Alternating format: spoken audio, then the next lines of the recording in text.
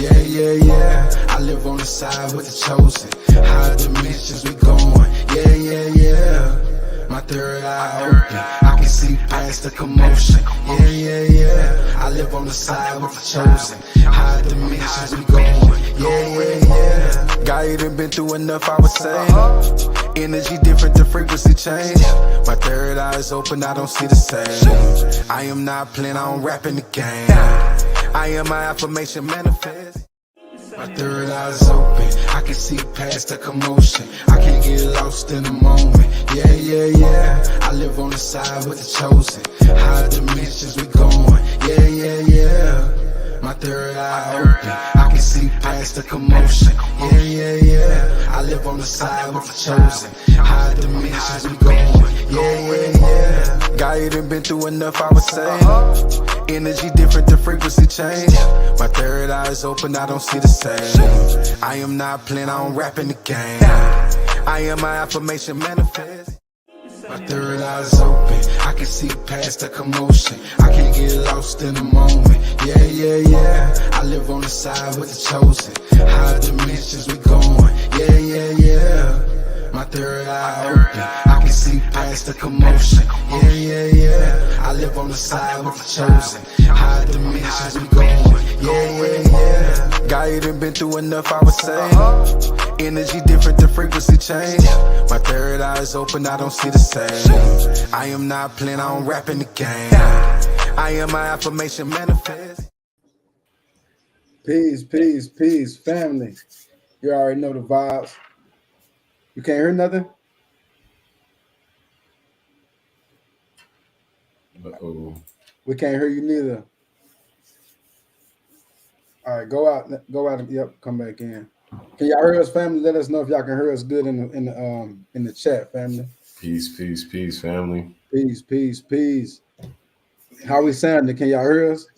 Peace, peace, peace, family. Peace, peace, peace. That's my fault on that feedback. That was me. Yeah, sorry about that, family. Do that when you're playing music. I don't know why. Okay, we can hear you now, though. We good, we good. You know what I'm saying? Hey, look, man, we good. You feel me? Big energy. Yes, sir. You know? Peace, peace. You know how it be when power in the room? You already know, like, oh, they knocked me out again. Mm-hmm. Yeah, so Shadow Work Sundays where self-love is therapy. We're here for another episode. We have Purple Lotus Flower 888 on the 8. You know what I'm saying? So big 8 energy. Much gratitude to the goddess for pulling up and being ready to open and express and balance out our heart space, for this night. Sure. I say that. I say Peace to the tribe. These frequencies are too high. You hear me? Every time, come on. Right. Yeah, peace, family. So much gratitude to the family that's here. So you know how we do. We want to start it off playing the heart chakra singing bowl, just to make sure that we open our heart space and that we are aligned. You know what I'm saying, with the divine feminine love frequency, that 432 hertz. For sure. And at this time, actually get into whatever meditative state that you feel comfortable. If you like to do breath work, whatever it is that you like to do to open up your heart space, to open up your chakra. Get you some mudras. I say.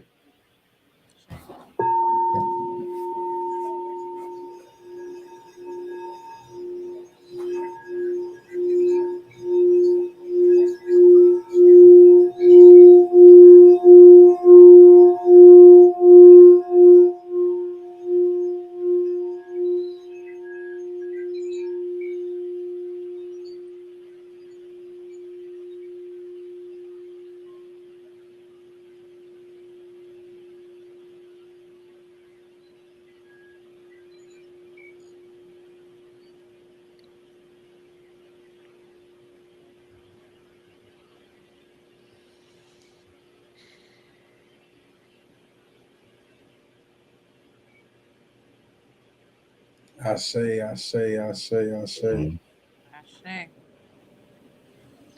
Man, that's the trick every time. That time, man. I don't know if you hit it harder that time, but that thing was resonating through my headphones, man. No, it did. And sometimes I'll be in my head because I don't be knowing how it resonate with y'all if it's coming off the right way. I know I got this microphone, you know what I'm saying? So, so gratitude. You know what I mean? I don't think it's a bad thing. Yeah. Don't think it was a bad thing at all. I say we got peace in the family, you know, showing Peace, love, logical peace. you know, Peace. Hey, much gratitude. Leader Logical in the building. Yeah, Purpose Lotus is getting the love, you know what I'm saying? Authentic in the This building. is family, this is Soul Tribe, it's Soul Tribe vibes, you know what I mean? So, For sure. this should have been happened, but it had to happen at Divine Movement. You know what I'm saying? We ain't gonna say time, and we're gonna say Divine Movement. Yeah. Because we know time is an illusion. So we're gonna start this episode off actually with a record. And this record is by myself and Kai Khalil. Another one, yes. And so this song is called Love Song. And so it's a self-love record, and it is a song about the heart space and it's deep shadow work that I had to do, that I did, and I kind of channeled the record based off my own life and people that I've been talking to in my family and kind of things that they've been going through. And Kai, of course, he came through, you know what I'm saying, with the same energy, you know, shadow work in the heart space. And so this episode is a heart space episode. So this record is actually tuned to 432 hertz. This is a 432 hertz frequency episode. In the back, you'll see that the heart chakra is behind this. We have big green energy. Heart chakra energy. Yeah, that's what we own, you know. So let's get it. Oh, and let me add that this is the beginning of the next 223 project. Okay. If it goes off again, I will come back on. I will have to go. I don't know what when you play your music. I don't know. It take me out and I have to come back in. Well, I'm gonna have to stop it because I need you to hear the record as well. You know I'll hear it, but it's just I think it kicks me off after the song. Okay. It goes mute or something. Okay. I got you. I'll bring you right back. All right, let's get it. Hey.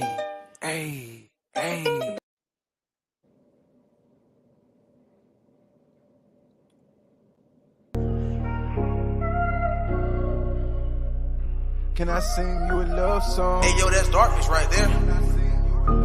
Zane 98. Can I sing you a love song? We all know the feeling when the love gone. As long as I got me, I know the love strong. This for me, I wrote myself a love song, yeah. Can I sing you a love song? We all know the feeling when the love gone. As long as I got me, I know the love strong. This for me, I wrote myself a love song. I was so blind, I couldn't see, receiving love that one for me. No longer moving in need, I desire my inner peace. Nobody around me, cause I chose to tap into my intuition and channel my emotions. Cause I don't do artificial. Seen the red flags, now I ain't missed the signal. Guarded issues, on top of that, you hardly listen. Instead of tripping, I learned a lesson to keep my distance. I'm still keeping my distance. Yeah. Can I sing myself a love song? We all know the feeling when the love gone. As long as I got me, I know the love strong. This for me, I wrote myself a love song, yeah. Can I sing myself a love song? We all know the feeling when the love gone. As long as I got me, I know the love strong. This for me, I wrote myself a love song, yeah.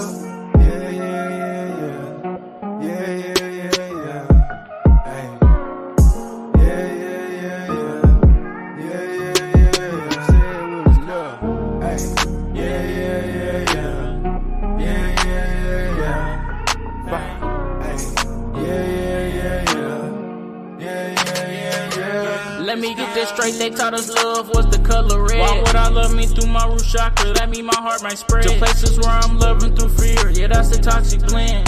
That's why the heart space screams just like the true color of the goddess skin. I manifest that we love all of ourselves. Your complexion, your reflection, what you stressing can keep you elevating through your lessons. Self-love is what I manifest in all directions. I am affection. Can I sing you a love song? We all know the feeling when the love gone. As long as I got me, I know the love strong. This for me, I wrote myself a love song, yeah. Can I sing you a love song? We all know the feeling when the love gone. As long as I got me, I know the love strong. This for me, I wrote myself a love song, yeah.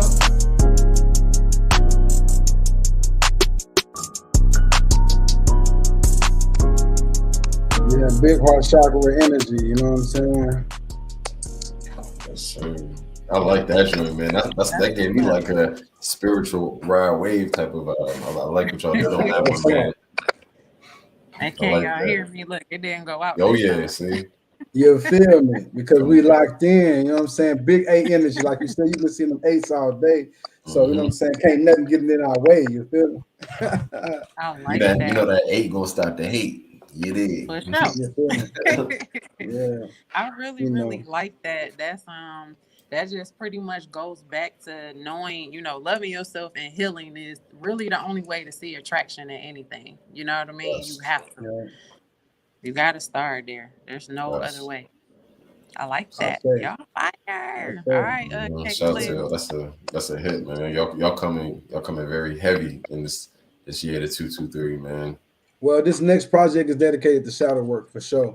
And really with this with the last conversation that we had, me, you, and Candace behind the scenes, it was just like, man, you know what I mean? Definitely heavy, you know what I'm saying? Just preparing for this episode. And you know me, I like to kind of connect with the ethers and say, what's missing for the show? Is there anything else that's supposed to be that, because I already know what Candace, I already know what we on and what we about to do. You know what I'm saying? So with that being said, we're going to transition to the next part of the show. And then after that, it's time to get busy. You know what I'm saying? And so as y'all know, we like to start the show off with these videos. And they kind of like explain and kind of go into kind of like a tangible example of what we're about to go into. And so the name of this video is Divine Love. It's a clip from a show called Flash. And that show is just, powerful in itself. But let's get into it. Come back to me.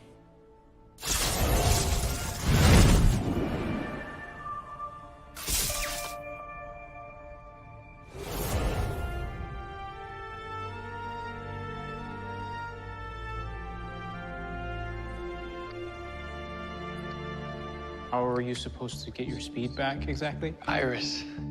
Iris is the key. Yeah, still not following. The Speed Force. We all thought it was dead, right? I just felt a spark with Iris just now. Barry, your speed is gone. No, but the Speed Force is an elemental part of the universe, so theoretically... Theoretically, it could have never disappeared. And do you think it's still in Iris? I always wondered why I was chosen as the paragon of love and how it related to my speed. Huh, why am I not surprised? That's new. I think it's because of my connection with Iris. Our love is just as strong as the lightning bolt that hit me 7 years ago. Plus, Iris did have speed once. And Nora was a speedster whose lightning was purple and yellow. We have been lied to before. Barry, yellow lightning like yours, purple lightning like mine. I mean, it's gotta be her. Yeah, this is so romantic. Energy's climbing. Run, Barry. Run. Run towards love.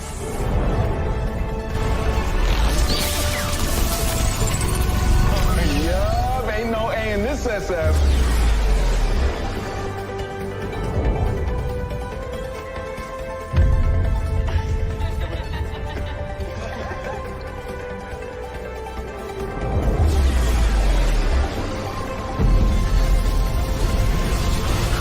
Incredible. We're at 100% organic speed. We need you. I need you.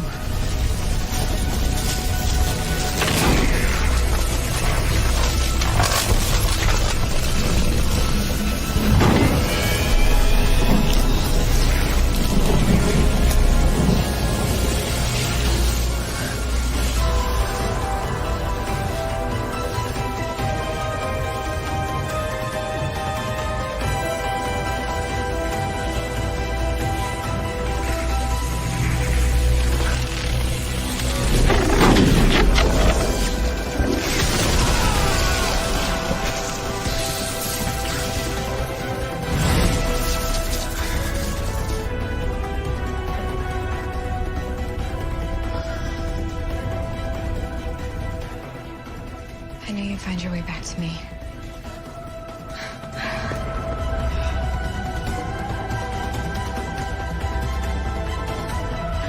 You'll always be my lightning rod. Okay.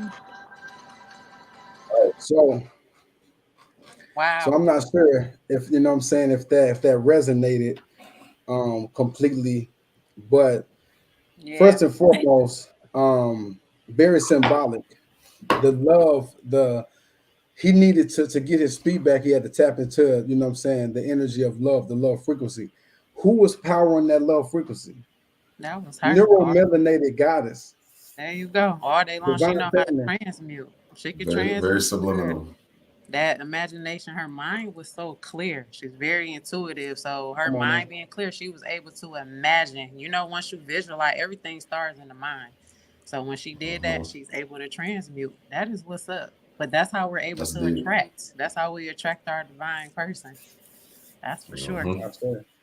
And that's how we attract ourselves. Yep, ourselves too. You know what I'm saying? Because truthfully, everything is magnetic. You know what I'm saying? So you're attracting something. And so the power thing is, what are you connecting with? What type of love are you connecting with? You see what I'm saying?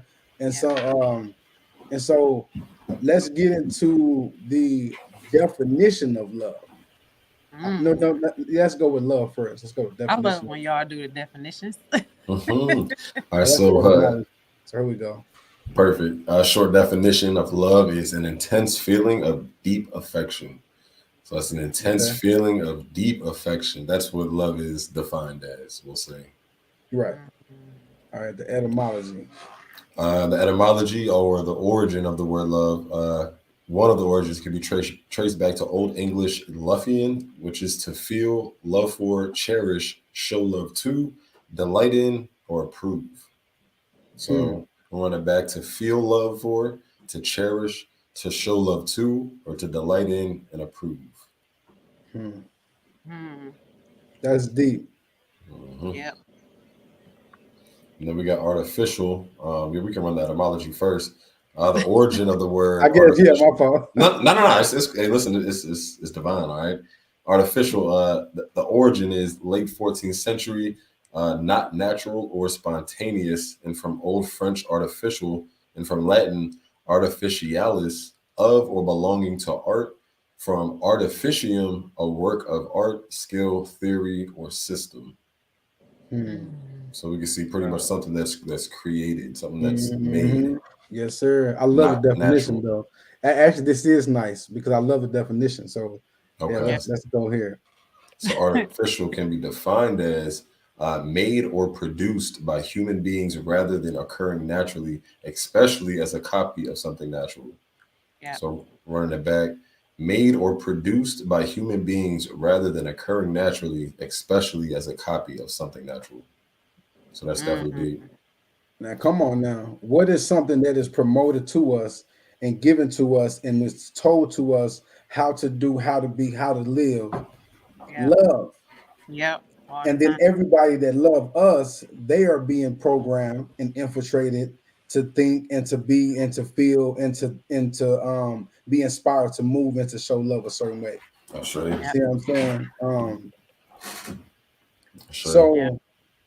So at the beginning of this episode, this is where we're gonna tap in. We're gonna tap in on the red heart space, the red part of what they gave us. They gave us, and this might sound small to some people, but on a large scale, when you think of love, you think about a red heart. That's what we were programmed to think of, this red heart. And so when we're thinking about this red heart, technically, when you really become into spirituality and true love and true divine feminine and true your heart space, you realize that this is a green energy. So where is this red coming from that they've been promoting on us? So we have been loving from our root chakra.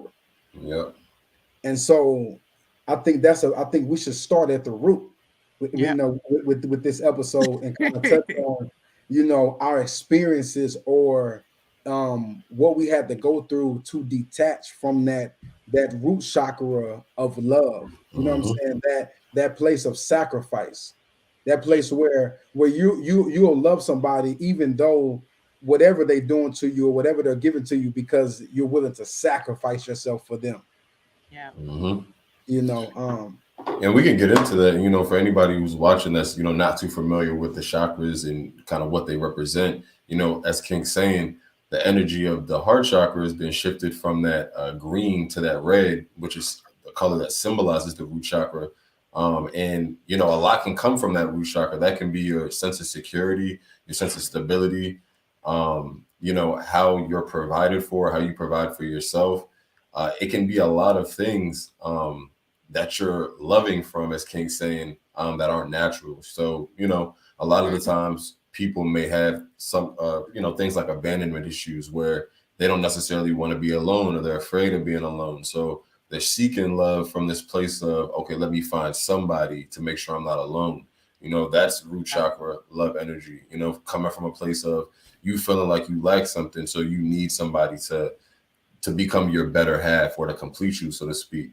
You know, so it's like this root chakra energy is, you know, it's already kind of relevant in our personal lives outside of relationships because, you know, and we've spoken on the show, a lot of people operate from imbalances in that root chakra, you know, where they don't feel secure with themselves or who they are. They don't feel safe. You know, a lot of people live in fear and they're constantly fearing a lot of potential things that could happen to them negatively, you know, so like, this is and King didn't even, you must have saved this for the show because you ain't even hit that. That's deep, you know, how the color of the heart is changed to that root chakra color because, you know, that when we look around, you know, we're all melanated beings here clearly. So like when we look around in our community, I tell people all the time, and, you know, in my peer circles and my conversations, we don't have too many relationships that we can look at that are successful in our community. There's always some type of toxicity or drama going on, to the point where, you know, a lot of that stuff has kind of become the standard for how we see relationships. And I think Candace spoke on it already. You know, you really have to get to a place of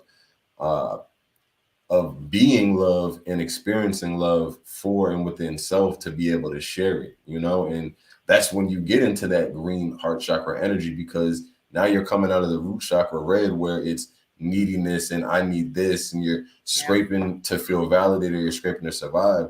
And now you're in the green heart chakra, the green energy of, you know, wanting to give. You have so much love for self that you have an abundance to spill over into somebody else. So, you know, I feel like that's a real starting point for this conversation because, you know, a lot of people are seeking relationships and loving from a place of lack, you know, and they're not loving from a place of abundance of love that they already have within them that they're willing to share, you know. And I forget what episode, King, but we talked about that aspect of giving and how, you know, most people right now, when they're looking for relationships, they're trying to figure out what they're going to get from the situation, you know, what type of stability they might get, what type of validation, or, you know, what type of cute trips. Or this is kind of in my notes a little later in there. Okay. But we were talking about loving with motive. So most the root chakra with the red energy of love, you're going to love from a place of motive. It's always like, you know, what I can gain. You know, so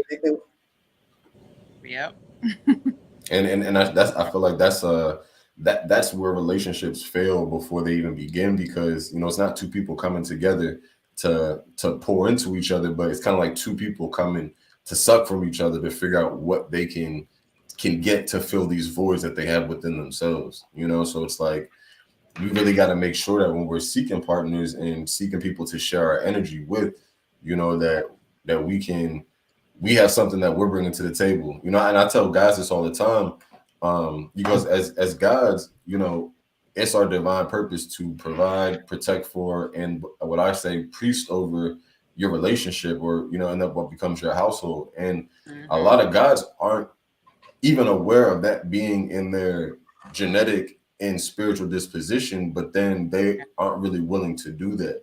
So, you know, I tell, you know, ladies that I know in real life, you know, if you're not clear that a God is ready to do those three things, protect, provide, and priest over you, you wasting your time, because, you know, he's not coming to the table looking to give you anything or to input anything into you. He's he's there for alternative reasons, you know, and likewise on the God side. But you know, we should be looking out for, is somebody rooted in their heart? Can I be real? Since You know? we're saying this, because everything is twofold, you know. Mhm. So whenever the God, when you're talking about what the God is doing, you know, to the goddess in that time, that you got to understand that on her side, you're allowing that.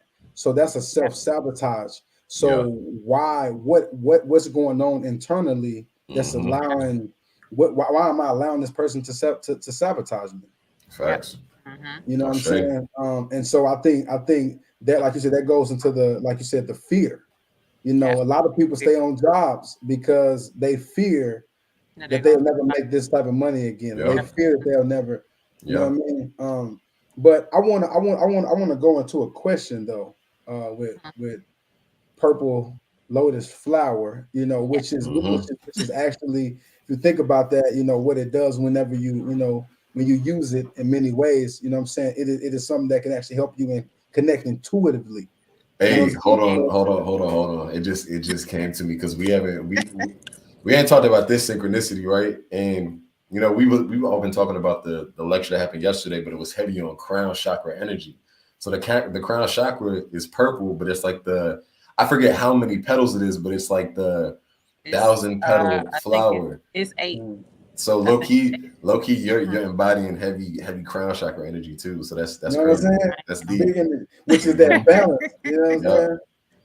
I knew all of purple that lotus of the crown. when I researched it. When I looked up, I loved the flower, and it was like I was so like drawn to it. You know, when I started on my spiritual journey, and I was like, why am I drawn to this flower? Like, what is going on? So I started doing my research on it. And if you go onto my YouTube channel, I explain why I chose the lotus flower. You know, and it's a big spiritual meaning. You know, the awakening stage of when you become aware, and you know that's you coming through the water, coming through the soil, and you coming out and you sprouting, you know, and it reeks like femininity, like for real. It's like, funny. It's funny because I have the lotus tattooed on my left ring finger because I'm literally married to that process of unfolding and becoming that lotus. So that's a very heavy symbol for me too. Yeah, that's a very heavy symbol for me actually. And that's what I found myself doing when I first became aware of what was going on, that self-accountability part. When I started there, it was like everything was like, it was painful, you know, but that breakthrough, that's how I felt. I felt like I'm blooming again. But I'm gonna tell you, I'll say every other cycle, you know, we have cycles. Every other cycle, I'm doing this over and over and over again. And it's constantly doing it. Every time I come to a lesson, every time I take self-accountability for something or whatever it is, and I learn from it, it's another bloom for me again. And that's that spiral. That's that spiraling nature, you know. It's that Kundalini rising once again. This is what we talked about behind the scenes as well. That's that spiritual spiritual. So I have a question. What caused the breakthrough? So what root chakra action created a cause and effect situation that made you say, hold on, wait, you know, what was that moment, you know, and when it comes to love, and when it comes to it could be two-way because love is multidimensional. So this question can be from a self-love aspect or from an aspect of someone loving you and breaking, you know, that trust of that love.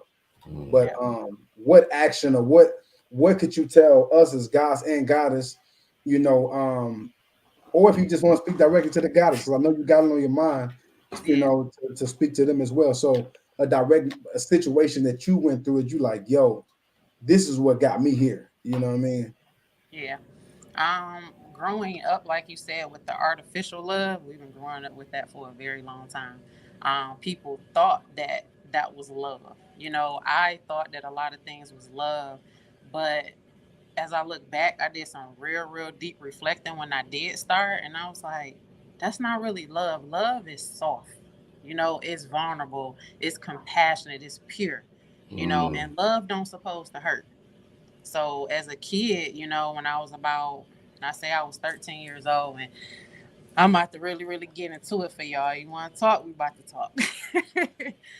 When I was 13, that was my very, very first time really noticing that love wasn't really what it was from my, I would say, with my parents. It was more, your parents can tell you they love you, but the action behind it was not what it was supposed to be. So with my father being number one, being absent, he was there, but he wasn't. That caused that first spark. Like, do my dad really, like, do he love me? Is this how love really supposed to be? Him kind of being in and out, being there, kind of not being there. And then with my mom, her being a police officer and being busy, living on survival mode, like usually our parents are doing anyway. It's like, I didn't get that I love you from my father. No hugs, no kisses when I did see him. And then even with my mom was very, very, she was closed in too, due to the fact with my father, the things she went through with him. So her being closed up and having her walls up, she didn't even know how to love herself to give me the love. You know what I'm saying? That she really was, that she wanted to give too. Sometimes it's like that. And that's nothing against our parents, because they have things going on as well in their childhood that they never really healed from. So how can they even express that love when they didn't even get an opportunity to get expressed to them from their parents, or so on and so on? So I think that has been going on for a very, very long time. When I turned 13, I got pregnant. So I got pregnant at 13 years old, but as well as my mother. My mother got pregnant at 13 with my oldest brother, her and my dad. So it was kind of like, was it a generational cycle that happened? You know, I ended up getting pregnant. I think I was searching for that same thing, you know, from somebody.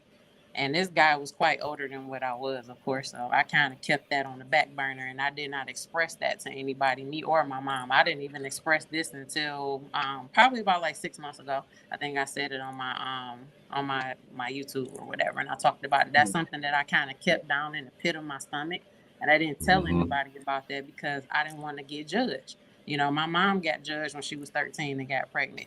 You know what I mean? So I was like, man, when she told me about it, I was like, I don't want to do that. I'm not going to tell nobody either. I'm going to keep that to myself. But that started something for me, you know, and then it went on and on and on, where I kept trying to search for that love from men. And that's not a good thing. So I tell ladies, you know, the steps of healing is so imperative right now to do that, because you have to have that love within yourself. That love within yourself is not going to be artificial. Not at all. That's that real love. That's that love you tap all the way into and say, this is what I need. This, that nurturing. You need all of that in order to be able to project it out. So this whole time that I was searching for love from all these different men, they wasn't able to give it to me either, because on their end, they don't even have it within themselves to even know what love really looks like as well. A lot of them didn't communicate. You know, I know a lot of them had trauma. They had things going on as well, but you already know that just based on the way that they're treating you. Love, it just doesn't hurt that way. You know what I mean? So you got all of these relationships that you're going through and you're going through and you're going through, and you keep repeating the same cycle, you're going to keep getting the same thing back. So, of course, a lot of people to skip over. I've been married 3 times. So that third marriage, that's where that awareness came from, bro. That's where it was like, okay, this is it.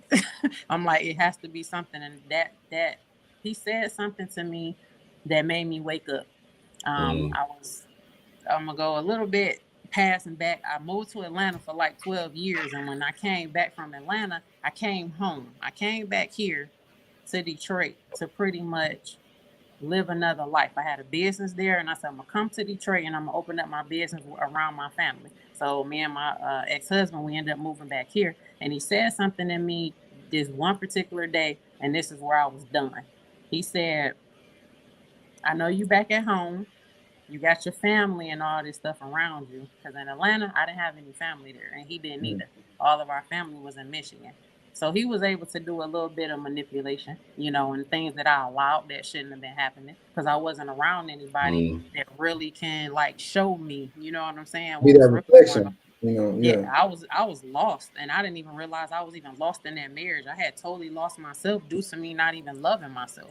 And I didn't get opportunity to love myself because I never gave myself a break through these relationships throughout my life. From the time I was 13 all the way up until I was 35 years old, I was in and out of in between relationships and married 3 of those times. So just imagine how many men, you know, that I encountered that wasn't deserving of nothing that I had. You know what I mean? But I didn't know.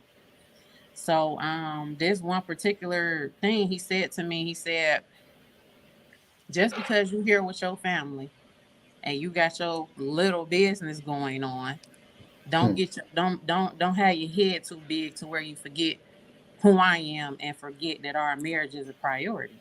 Don't forget the little people. Okay. Come on now. So when he said that to me, it was like, nah, that don't. And that's when, right. and just like people said, don't forget the little people. It shows you how small people really see themselves. You know. There you go. I went into the kitchen. I put my hands down on the sink. I was in my mom's house, and I put my hands on the sink, and I said, I want this man to be removed from me immediately. I can't do this no more. It had already been 5 years of me dealing with so much. I mean, when I say verbally, everything, almost physically, you know, abuse and everything, I had got it all the way to that point to where I accepted all of this stuff due to me not loving myself and not healing in between situations. So I tell ladies, please do yourself a favor. When you come out of one relationship, take that time out, go into solitude, learn who you are, sit with yourself, see what nurtures you. You know what I'm saying? See what really, really like what things do for you that feed your soul.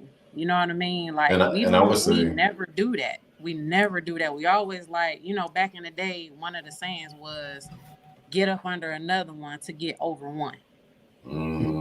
That's been said a lot. I heard some of my aunties saying that, oh girl, just go get another boyfriend and you know, they come a dime a dozen. They're gonna come I've heard that before though. You know, and when you hear that from people old school back in the day, and it's like, you don't know no better, you're a teenager or you're in your 20s, you think that's what we look up to everybody that we think that we're supposed to get this information from, but we never really be loyal to ourselves and tap into us. We always do whatever society or whatever our family members telling us is right.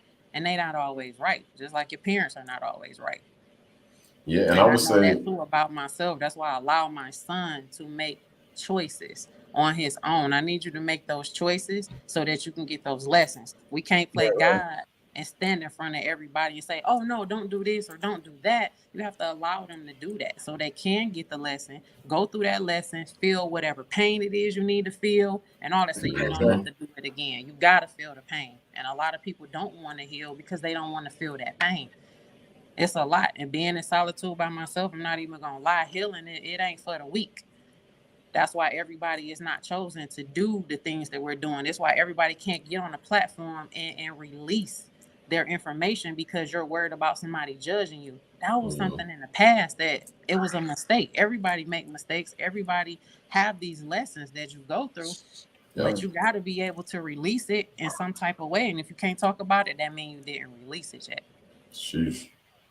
And that's a message for the, I heard you say, you know, for the goddesses, but that's a message for the gods too, because to be honest, my experience kind of mirrored yours in the sense that since like 2015, I was doing the same thing. I was leaving one situation, getting into another, leaving one situation and getting into another, you know, to the point where like you're kind of speaking on, your perception of self or your identity becomes entangled and mixed with all of these different people and situationships that, like you're speaking of a solitude, you haven't given yourself time to sit with yourself to figure out, especially like we're talking about, if it's a number of years, like pushing a decade where you're just hot of situations, you don't, you know, we're growing and shifting every day. So if you're not taking that time to sit with yourself and figure out who you are, who you're becoming, you know, how you feel, you can really lose yourself in that, and not giving, like Candace is saying, not giving yourself that time to kind of recoup and figure out, like, okay, you know, what was I bringing to this situation? You know, how do I feel? Getting into your identity outside of the relationship, because when you get into a relationship nowadays, you know, people's identities kind of merge into the relationship, and you see it a lot. People don't maintain their individuality as much when they're in relationships. So man, if you don't take the time to do what Candace is saying, you know, you can really become a different person over time. And when you look back, you realize that, you know, you got to take some time to figure yourself out. Environment definitely plays a huge part, not even just with your family, even with your friends that you're around, because you have friends that's showing you fake artificial love as well, because they don't even know. You know, they don't know what it is, and you turn around, you look, and you're like, dang, she's supposed to be my friend, or this supposed to be this and that and the other. But at the end of the day, you still got to go back and look at you.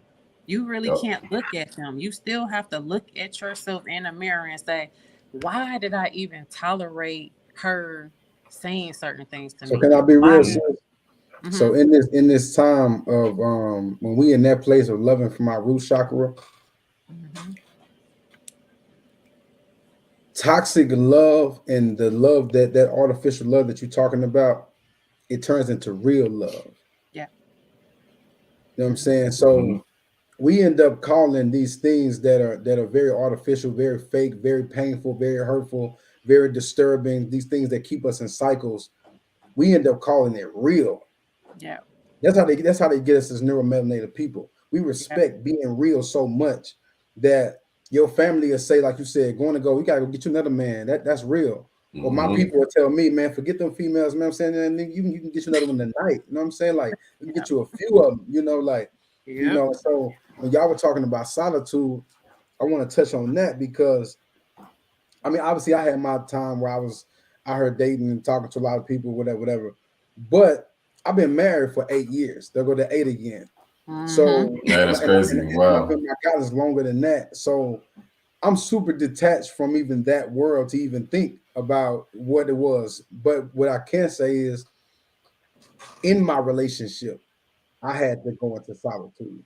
In the same home, but that's important, and say nothing.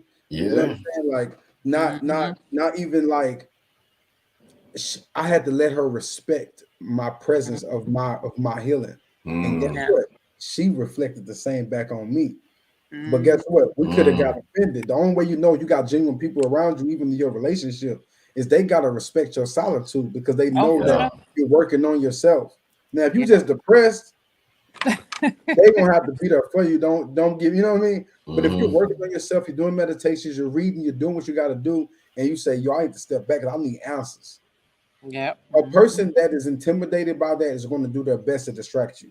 And I would say that's kind of a standard on if your relationship has some toxicity to it, because you should be able, and I'm glad you spoke on that, because you know you're somebody who's in a relationship actively that can attest to that you should be able to maintain your individuality and experience solitude when you like, and have it be respected. And if the person truly loves you, they're going to want you to have that for yourself. You know, and you hear about, I just heard a story today from actually my mom was telling me about something she heard from a guy saying, you know, like, my girl, she can't have like any type of interaction with other males, you know, and it's just like that's purely from a place of, you know, insecurity, if we're talking about it. And, you know, that's like, you know, you trying to control somebody's, you know, mind space and state at all times, to where they don't even have time to have solitude to think for themselves. You know, it's like, you know, and because a lot of the times in terms of manipulation, people can manipulate you that way, you know, giving you no time to think, no time to yourself, you know. Somebody that was speaking about it a while ago, I forget who it was saying that, you know, that's what we talk about when we talk about being people are crazy out of their mind. You can be driven out of your mind by other people. And if you don't come to a place where you can be in your mind and be there without being disturbed, then you'll be driven out of your mind, you know, in due time. You know, so that's, I feel like what King's speaking on is super important in a relationship is, like, is your partner willing to give you your space at a moment's notice? Can you say, hey, I need some solitude? The key is communication. And so I want to go back to that root chakra again, because right now we still on the red heart energy. We ain't got to the green yet. We ain't there yet. We still, we still attacking this and bringing balance and awareness. So in the green heart space, in the red heart space, it's not the red heart space. In the red heart, and that energy of the root chakra, you are that's a passion. That's passion. Your root chakra is where your passion is. So we're loving from a passionate place. Yeah. So you can be with somebody and have amazing sex. Yeah. But y'all can't talk about nothing. Mm-hmm. You see what I'm saying? And so the communication is the key of why we need to balance out to our heart space, because in our root chakra, you're not really listening. You're on defense. In our root, we speak from like I'm a lawyer. We're all lawyers at our root chakra. You want demon time from the root chakra. You constantly ready to fight the case. Yeah. You know what I'm saying? Versus in the heart space, you're more balanced. We can be. So I would say, you know what I mean, like as important as passion is, try to focus on channeling your passion to yourself. Yeah. Channel that passion to yourself, like Julio said, into your identity. And project that into the relationship, project that into the friendship, project that into the, you know. But a lot of us, like when you say that we use people for certain things, these you know, with these motives, well, we do our chakras the same way. Yeah. We like to run to a chakra and depend on this energy for this certain situation, and guess what? We are out of alignment. Yeah. So now you run into your now you're trying to run into your throat chakra to cut somebody out. Yeah. See what I'm saying? And then you trying to use that same voice to manifest. Yeah. It ain't gonna work. You can't do both.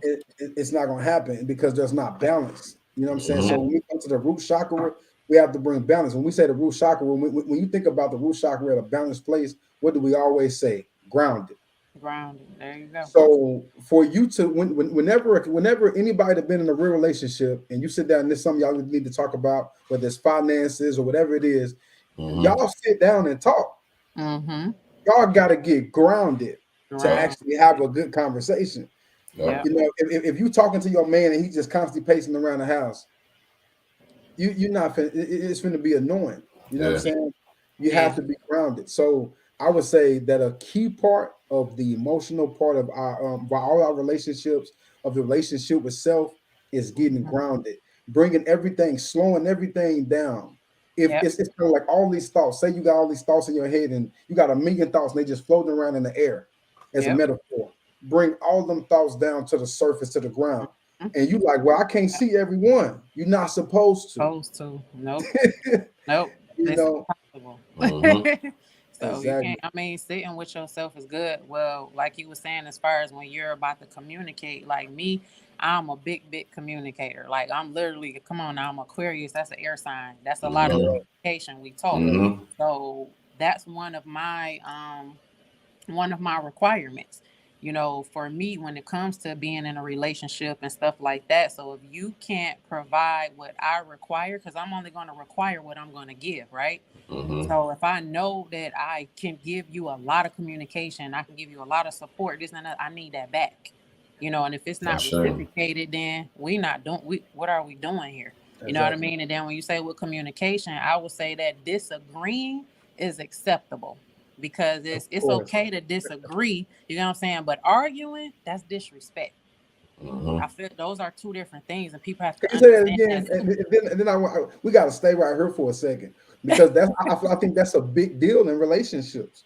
Disagreeing when somebody disagree, you feel like offended. Like I thought you were my person. You know what you mean? So, and it should be acceptable because we both have different perspectives. You get what I'm saying? So you should be able to sit there and disagree, bounce ideas off of each other, you know, and then you can come to an official decision when you're speaking on stuff like that. But when you're fucking arguing, that's disrespectful, because now you're yelling, you're throwing negative energy out. You can't get nowhere.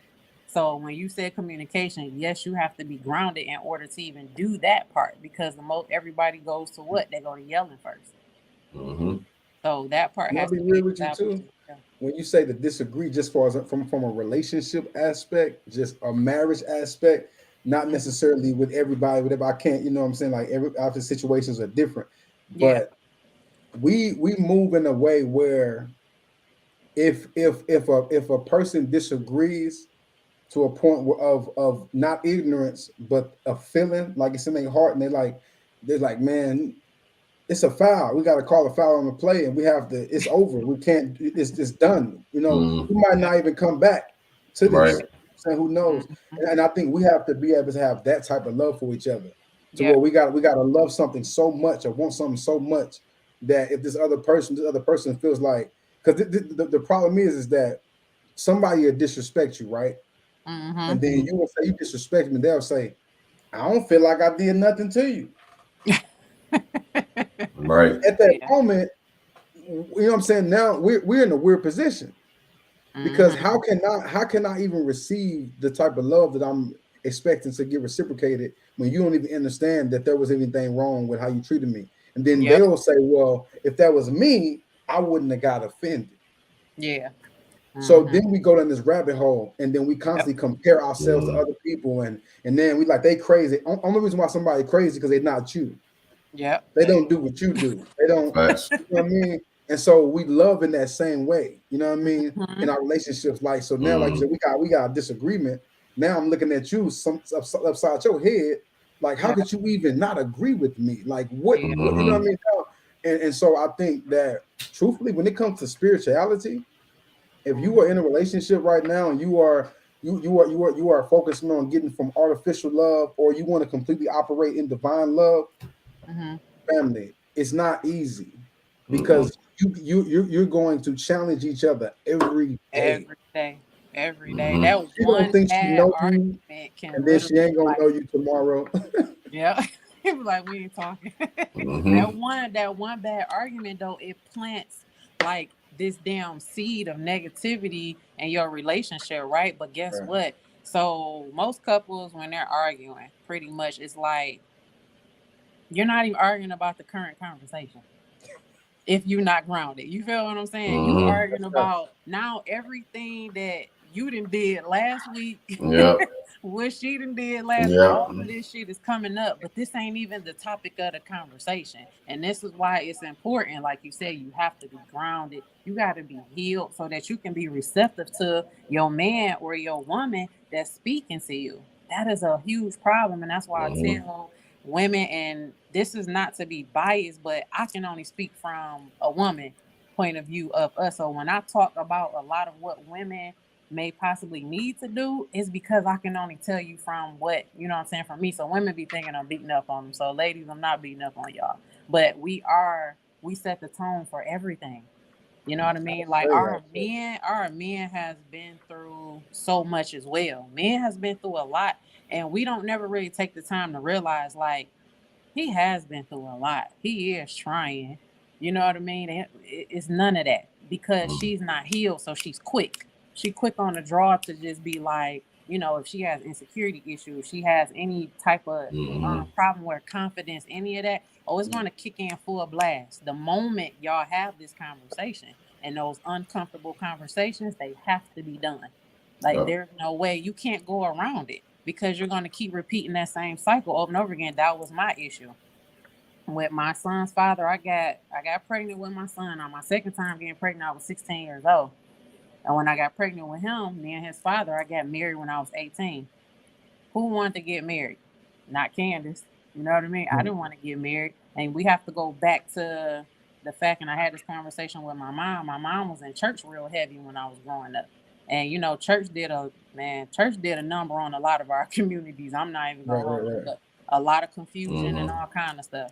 But when I was going to church with my mom, I would go to church 3-4 times out of the week. I noticed that when I was in church, I just enjoyed playing with my friends and stuff in church. I wasn't paying attention to the pastor. I wasn't doing none of that. I was in the choir just because my friends was in the choir, you know. And I've never even opened up the Bible to this very day. I'm 38 years old. Judge me if you want to, but you really can't. I've never read the Bible before. Like, I probably saw a couple little scripts. I might have heard them say something, but me actually picking it up and opening it up and reading it, I've never did it. It was like I just wasn't never drawn to that. You know what I mean? So I can't even tell you really what's in there. But just going through that cycle, my mom, by her being heavy in church and I got pregnant at that time, she was like, in order for you and him to be together and be in the household to take care of this baby, I need y'all to get married, or y'all got to do something with this because that's going to block my blessings. So you hear that, and I'm like, well, Mom, I don't want to get married.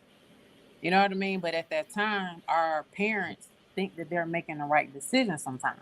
You know, I was only 16. Well, I was going on 18 at that time. And it's like, I really didn't want to get married, but it happened, you know, because of my mom feeling like the church was going to judge her for me being in the house, not being, you know, out of wedlock, having a kid at that age and this and that and the other. So it was more on her end and not on mine. It wasn't with me. And that's what I say about choices. When we don't have those choices sometimes, that's when things kind of go left. So here I am, I'm 18 years old. I don't know how to be a wife.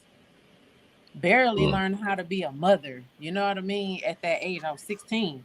And that put me through a whole lot of depression because at 16, my friends would spend the night at people's houses. And, you know, I can't go spend the night with my friends. I got a baby in the house. I can't go to the parties and the skating parties with my friends because I'm in the house with a kid. You know, and that was a choice. When it goes back, that was Candace. That was my choice. I didn't have to have sex, but I did it. So now that I got this, now I got to live with this part. You know what I mean? And I got to keep it moving. So that was a lesson learned. But getting married at that age like that, no, usually in our community, our women are not taught how to be wives. Like, who's supposed to teach us that? You know, where does it come from? Do I supposed to research all this stuff? And then with him, he don't know how to be a husband. He, 2 years older than me. He don't know either. He a street dude. You know, my son's father was a street dude. And he cheated a lot. That was his thing. So I didn't know how to communicate with him. I was scared. And this is a thing with women in these relationships. When you're at fear and you're living in fear, you don't love yourself. You don't really know your self-worth. You don't know your value. You're scared to say something to this man because you're scared of his reaction of him either leaving you. So instead of me communicating with him saying, what's going on? Why do you feel the need to be out here in the streets? Why are you cheating on me? Why are you doing this and that and the other? I'm going through his phone. I'm finding things. I'm seeing things, but I'm not communicating nothing with him. So I'm allowing him to do these things to me because why? Because I don't love myself. I don't know. You know what I mean? And that's why that's very important. A lot of women are still going through this at an older age. At 20 and 30 and 40 years old, they don't even really know who they are internally. They've never had an opportunity to really tap in and say, this is who I am. So now you're going to accept anything. And that's where that artificial love coming from. So you telling me you love me, but you out here cheating. But he don't even know. You know what's cold though? Like my marriage is so powerful and so multidimensional because we've been through so many phases. That was us at 18. Yep. So that was a long time ago, obviously, you know what I'm saying? But at 18, that was literally, I was that guy. Yep. You know what I'm saying? You know what I'm saying? In the streets, really out here just kind of like, and really it wasn't like, my situation was kind of different. It wasn't different, but I'm saying I wouldn't even plan on doing out here being stupid. But I'm doing so many drugs that I'm really not in control. Like I'm just, you know what I mean? I'm on X pills. I'm on this. I'm constantly just on stuff that I'm just, you know what I mean? She's not seeing me for days. You know, sometime a week. You know, and I'm just out here. You know, and so I think that's powerful that you're speaking on that because man, like. She didn't know how to be a wife. I didn't know how to be a husband. We both came into the relationship. And so when I speak, I like to speak from a place of because we've seen damn near every example of hell that you can think of.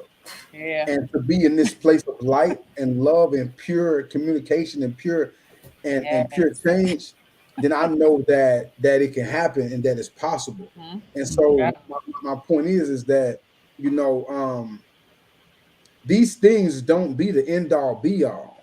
No. We all got effed up parts of us, and we all wasn't taught, and we all have things that we were taught that's toxic as I don't know. You know what I mean? Like super toxic. You know that people would clearly see as toxic, and we embody it. Yeah. We all got that residue, but at the same time, what to me it's about connecting with true love. See, love is so powerful that you could be operating out of true love your whole life and not have known it. Yeah. But they're shifting paradigms this whole time. Yeah. The problem is that you kept getting attacked. Every relationship was an attack on your love. And so I told one of my family members, I said, are you like addicted to ego death? Every time I talk to you, you're always crying over some type of guy, over a situation. And I'm like, and you were calling before it happened, while it's happening, then after it happened. I'll tell you what's gonna happen the whole time. Like are you gonna like? And they was like, yeah, I'm addicted to ego death. And so let's really analyze that. Like technically, that's what we're doing. Yeah, we're constantly doing these things. Even if you're in a relationship with somebody, y'all might not break up, or y'all might break up over and over and over and over and over again. That's an ego death, because you gotta look at it's no more. I gotta separate. Then coming back together. See, one thing that's they made cool in our community is makeup sex. They had the songs. Look, and the songs to come with it. Okay. You know what I'm saying? And I'm not saying there's not a science to it. You know what I'm saying? Yeah. But it is very much so not. It's about communication, and then it's about coming back together as a union of, you know what I'm saying, of love and clarity and just appreciation of each other. Versus just having sex and sweeping all that under the rug. It's kind of like a kid getting in trouble at school, and then you just take them to go buy some shoes and all that, but you don't talk to them at all. You don't sit down and let them know, hey, you know, this is what happened. Get some clip. Why did you do what you did? You know what I mean? It's a band-aid on the situation. Exactly. And so it's going to come right back up. Like Candace said, we're not arguing about today. We arguing about 3 makeup sex ago. Three. You know what I'm saying? Like, that's what we're really arguing about. You know, and that stuff has to be released. Like you literally, if you're going to sit up here and we're going to have this conversation, you need to actually be releasing this when we're done. When we're done talking about this, I need to know wholeheartedly that you are done, because if you're not, it's going to show back up again. Because the next time we have a disagreement, as I call it, not an argument, it's going to come back up again, and it's going to turn into a whole nother situation. And it's like people have to truly, truly, truly mean that when they say, I forgave this person, make sure you really, really forgave this person and keep it moving. It's called reservation, family. There you go. Because you would definitely find out it's going to come. It's the same thing with us healing. You know, when I decided and I said, okay, Candace, and I sat down in solitude, and I did about a good 6 months to a year, like literally not dating, not having no sex, not doing anything. I literally just sat to myself and I said, I know what my weakness is. When you learn what your weakness is, that's what you need to take care of. Candace's her weaknesses was men and sex. You get what I'm saying? And that came from me lacking my father that I needed. I was searching for him. So by me searching for him, I'm looking at the other men. So I'm thinking I'm supposed to be out here having sex. My dad, a couple of times when I was younger, he used to take me over other women's houses with him. He had been and went over these women's houses. He's with somebody, you know, which was my stepmother or whoever. And he'll take me over another woman's house. And then he's doing his thing while I'm in another room with this lady kids or somebody, you know what I mean? And it's like, that's what I see. And I'm like, dang, well, maybe we supposed to be spreading it all around like this. I don't know. I was only like 11 and 12 years old. It's a lot of that, you know, that we don't even be knowing it be affecting us. And then when you get to that point, you're like, well, this is what I saw my parent doing. This is probably how it's supposed to be. You know, nobody's telling me anything. So that caused me to be into a lot of relationships and give myself to a lot of men that was not deserving of me, my time, my jewels, none of that stuff, without no commitment. And one thing with women, if you do not love yourself and know your boundaries and your standards, if you don't set those boundaries, these men that are not healed and not in that right space, they will attract to you. They're going to know, because they're going to test you on so many levels. And this is nothing against my men, but they already know what it is. You get what I'm saying? It's an example, right? So there's an energy on a woman, right? Now Julio can, I would say, agree or disagree, but I feel like we'll be able to agree on this. There's an energy. Men know when they see a woman from a distance, or maybe they might have that first little speak, and then her response connected with her energy and her aura. They know, like, man, she out my league, bro. Man, she this, man. I gotta talk like this. I gotta talk. They already, you know what I mean? They already know how to manipulate the situation. Right. And I want to kind of speak on piggybacking off of what Candace said with that, because I think what's kind of, and this kind of came as we were having this conversation. I feel like I kind of pulled this down. You know, what we're talking about, this process of even being with people who are bringing out the shadow in you or the worst side of you. It may seem like it's a detrimental experience, but it's kind of like a self-serving system of it's helping. It's trying to coax self-love or draw self-love out of you by saying like, okay, here's what I'm experiencing, and I know that this isn't me. And I think it's deep because I think it really it plays on the principle of quantum entanglement, which you know, science says that a particle in China can mirror a particle, you know, say in California, and they can literally mirror the same energy regardless of their proximity. And I think that because, you know, we're literally swirling with so many particles as beings, you know, we're like a walking city or walking universe of all these particles, you know, so there's a mirroring aspect that happens in your environment or in quote unquote reality that is mirroring these particles and these neurons that are within you.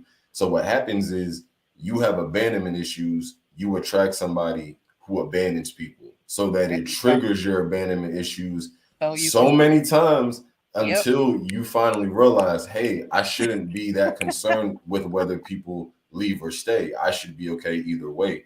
So it's like this mirroring aspect of consciousness and reality or nature is always seeking to bring you to the level of awareness that's going to serve you at your highest, you know. And it's like you're always going to see, you know, if you're operating from a lack of self-love, you're always going to see those specific issues arise in the relationship because it's trying to coax you out of seeing the relationship from that level, you know. So I think it's like this process that we're talking about, it's constantly stripping you down to the chrome of why you need to love self, because you're going to get tired eventually, no matter, you know, and I live by the saying, what you resist persists, and you can resist it all you want, but you'll go from person to person trying to figure out why the same issues are being mirrored in that person. Repeated.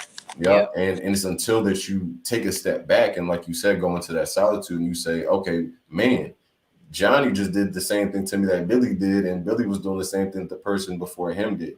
And you start to realize that it's not because it's this world that's out to get you, and you are attracting these people, but you're attracting these people so that you can no longer operate from that space, and so you can release the lesson. And it's like until, like Candace said, the self-love is the aspect that that releases you from that, because only when you love yourself is when you stop putting yourself in situations where people aren't reciprocating that energy or that love, you know. So what they call, brother, some people call those soul contracts. And your twin flames. I mean, I'll be like, shout out to them twin flames, you know what I mean? Because they come in, they have a job to do, yo. And people have to understand that. And the connection be so strong. If y'all ever came in contact with your twin flame, baby, when I tell you 90% of your opposite sign, 90% of the time. It's for you to balance. You're really supposed to deal with them. And you're supposed to balance out each sign between. You're not just about them. It's about every sign in between. Your sign. You know what's deep? You know what's real deep? Because before we got on the live, we were talking about, you know, if anybody been on the show heard us talk about it, we were talking about the process of the pineal gland and the things that it releases into your body. But before we got on the live, and I didn't say this in our backstage conversation, I was reading how each of us as a sign, we're born into the world with deficiencies in 3 other signs. So when you're in your mother's womb or you're gestating, you're in there for 9 months, obviously, but that's 9 zodiac signs. So when you're born, you're still missing the aspects of 3 zodiac signs. So coincidentally enough, the book I was reading gave my sign Pisces as the example. So they said that you were conceived in the space of Gemini and born in Pisces. And a lot of my toxic relationships that I've attracted have been Gemini. So it's like, it's just interesting to see that even this saying that, you know, you come in missing certain elements that you're going to balance out, you're doing that with these quote unquote toxic situations, and you're assimilating that energy within yourself to be a more whole being, you know? And people don't even realize that's what's going on. Like, I didn't realize it until later that that's what it was. If I would have took that time after my son's father, when I got married that very first time, I got divorced at like 23. So from 18 to 23, I was married to him for 5 years. And if I would have been able to, number one, speak up for myself and not accept that, and just walk away from that situation, I wouldn't have took myself through the 5 years of pain that I took myself through. I did that. It wasn't anything to him. He had pain and trauma and things of himself too, but I can only change Candace. I couldn't change him. So that's one thing we have to understand too. Like you said, you are attracting this person because this is what you have going on. You know what I mean? Like abandonment issues. My abandonment issues with my father. My father did a lot of cheating.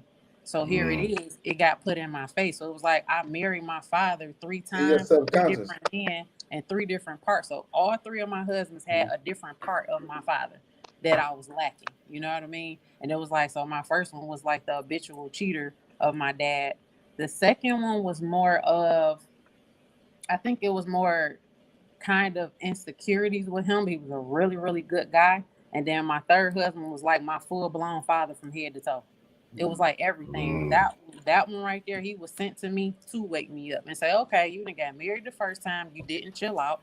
After I did separate from my son's father, though, I think I stayed single for maybe like a year and a half or so. But that year and a half was not Candace putting in no work. Candace was going to the club. Candace was drinking. I was smoking weed. I was hanging out with my friends. And I was doing this and doing that and the other. And see, females think when they get out of a relationship that going to go club and don't date nobody and don't have sex is a part of you doing the work on yourself. That ain't got nothing to do with it. That is actually causing more emotional damage. You have to do it. And it's really distraction so that you don't have to.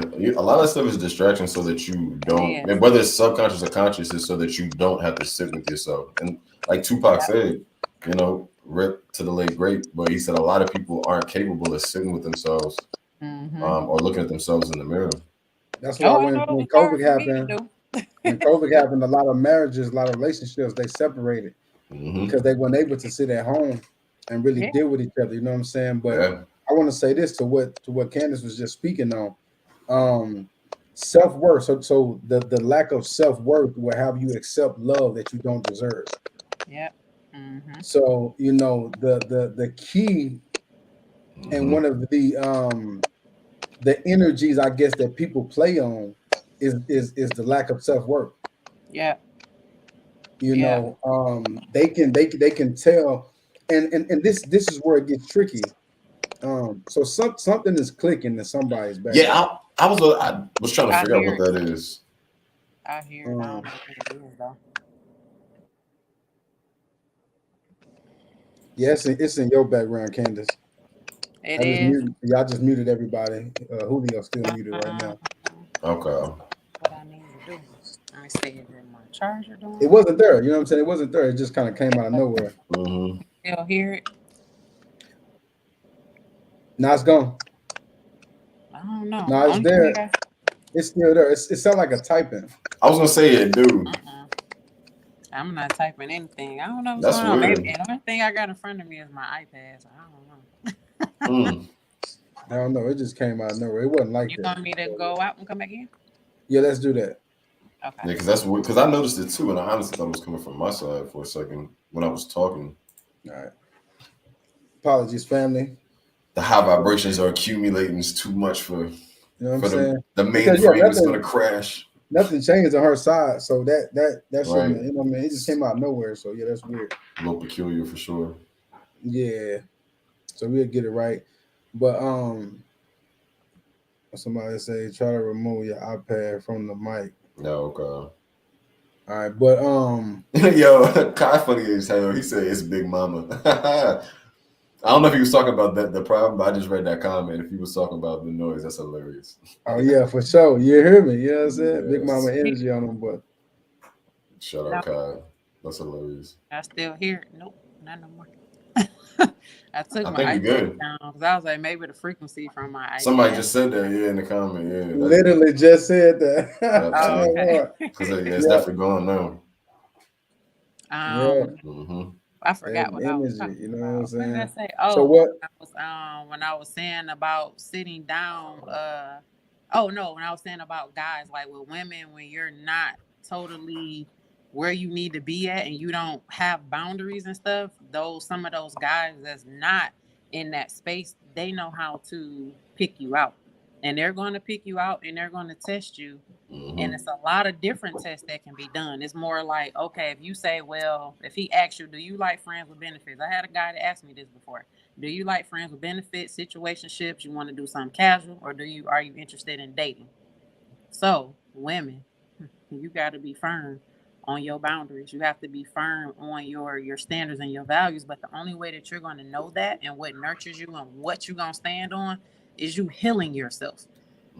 That's the only way for you to find out. Other than that, you're going to be so clouded with all of the pain and the trauma from your past, you're going to damn near accept anything because this is a new guy.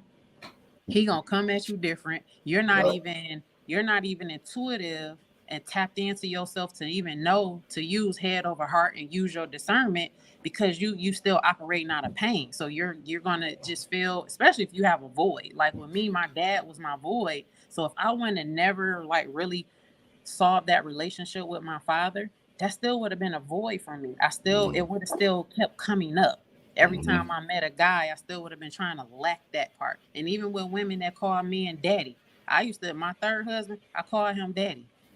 You know, and it's like, that is disturbing to me now when I look back and I say, why am I calling this man daddy? That ain't cute. That's something that society put out there, and that's women that's lacking of a lot of their fathers. So they call them, hey, zaddy and daddy and all that. I would never do that shit again. You know what I mean? I want to say this too. Knowing what I know now, you know what I mean? Because in other words, I want to break it down. What she's saying to y'all is that goddess, that you could meet a man and he could seem amazing. Yep.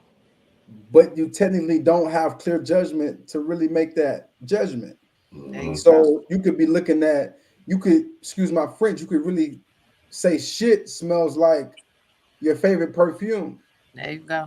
And based off of perspective and trauma and pain and these voids, you know, see the thing about, I call it the interview stage. You know, whenever you first meet somebody and y'all dating, when you go into an interview, you're going to show the best parts of you. You know what I'm saying? Like I call it the representative. You put on your representative. Hi, hello.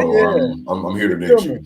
You're gonna tell. I like long walks on the beach and all that. You know, you're gonna a good book by the fire. You know, you're gonna have the best answers. You're gonna like technically, like you said, like I like how Julio putting his voice on all that because it's a character. It's literally a character. You know what I'm saying? That you're putting on, and so in this phase, he's playing this role of a character, or she's playing this role of a character, and this character wants to get the job. And there's no judgment. We've all done it. We all probably still do it. Exactly. You know, there's not too many people transparently showing up in relationships. You know, like so I got this issue over here. Been beefing my mom for the last 3 years, but you know, I'm here. So. But look, the difference is though, because I'm not saying let you guys go into something telling about your business, but on the flip side, there is a certain level of vulnerability that should be there whenever you're dealing with someone, and it should almost be like an evaluation. There you go. Versus two people faking. Yeah. You know what I'm saying? You know what I mean? And so even with homies, it can be two females or two guys that just met, and you know what I mean, stuff is weird, you know what I mean, because because the problem is that we have to be okay. Artificial love is not okay with you being you. Artificial love got something to say about everything that you do. When you do something that's real you that they don't align with, artificial love finna call you out, act funny, say you acting funny, say you switching up. They're finna do everything that they can to get you to go back. They're gonna try to just, you see what I'm saying? Artificial love doesn't come with elevation. There you go. You see what I'm saying? It's a place of where you think you're building patience, but you're only procrastinating. Yep. There you go. You see what I'm saying? That's artificial love. Artificial love will make you waste time, because anytime you get in a relationship with somebody, you probably they're gonna mess up once. You're gonna say, you know what, you know, it's all good. You know, we just at the beginning.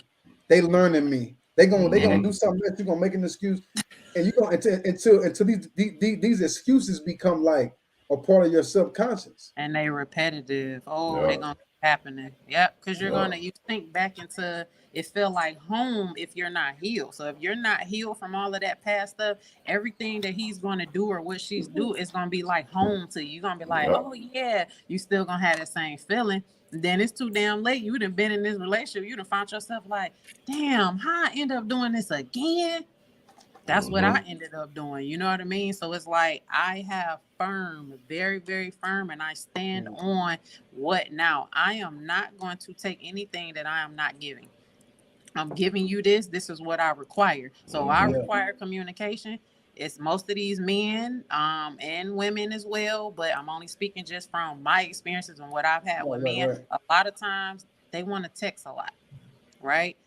My thing on texting is you can only get so far with a text message, bro. You can't get that far with building. If you want to build with Candace, I need you to pick that phone up and I need to hear your voice. We need to schedule a time. If you busy, then that person that you want, you know, if you really, really want me and you trying to connect with me, then you can say, you know what, I be busy a lot, but guess what? We could set out times of the week or whatever for us to talk. So we could talk on Monday, Wednesdays, and Thursdays, and I can FaceTime you probably on Sundays, and then throughout the rest of that, we can text. Okay, I can do that. But you need to be able to give this man or this woman the options. What is it that you want from this? Because if you do not speak up and tell him what your requirements are, what your standards are with this, they're gonna fucking run with it.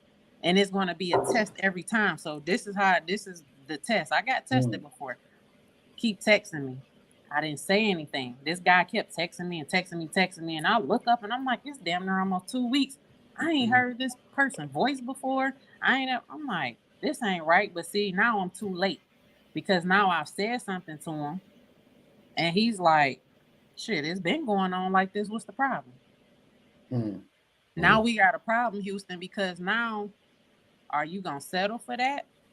Or are you going to just walk away? You're going to go to the left. Most women that don't really know who they are and they don't really have standards, they'll settle for that. Just because he's giving her attention through a text message. You got it somewhere. Some men or women, they don't even text you back for 4 or 5 hours. If this dude constantly texting you, that nigga needs something to do. I'm gonna just be honest with you. He need to go do something because I don't want no dude that's texting me all day. That means what you doing? What else you doing? Because I ain't gonna lie to you. Candace, I got stuff to do. You know, I'm not, like I said, I'm not in that world, you feel me? But this is comical to me, you know, when you said that men, you know, grown men is texting over talking. That sounds weird to me. Just as a grown man or a grown woman. To me, now obviously, you know, text, you know, you kind of like, we busy, so you want to, you know, chop it up. You know, you might be at work and be like, you know, so I want to holler at, you know what I mean, get some good energy, you know. So that makes sense. But like you said, at some point, we should be texting, like scheduling our phone call. Like, when you gonna be busy, you're gonna be free. Like, at what time? What time you get off? Or you got, okay, you know what I mean? Like, we should be, because how can you? So text come off different ways. I can send a message to Julio right now, and exactly, and I could send a message that he could hear as yelling. There you and go. I was talking in a calm voice. You know what I'm saying? Like, so things could get like, and then somebody said red flag on the play. I wasn't gonna say it, but I was gonna say it's kind of suspicious. You know, because we're too grown. At this point, I'm grown. I'm telling you, I don't got nobody. Then that mean I'm really out here just doing me. So, and one thing I know about adults and grown people and a child, anybody, whatever we want to do, we gonna do it. That's a fact.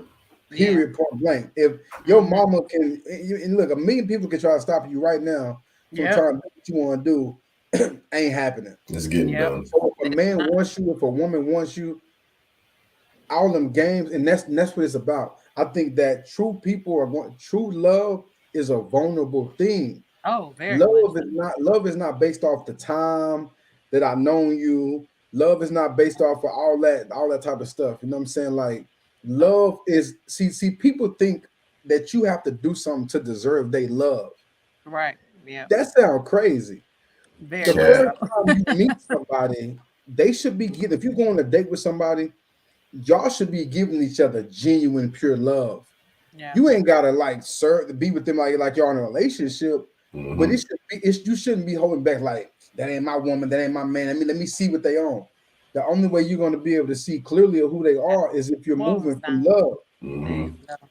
Yeah, we You gotta see let what I'm those saying? walls down. Most of the time, women we have so much pain and so much stuff. Them walls be up so tight. So when that dude do come, but that's the only way to see the real attraction, ladies. You gotta pull that down. If you don't pull that down, you gonna miss all the damn red flags. That's why you're getting the red flags, because you won't let your wall down. Once you let that down, your intuition gonna take over. You know what I'm saying? It's gonna say, oh, wait a minute. Now you're gonna start to feel like this ain't peaceful.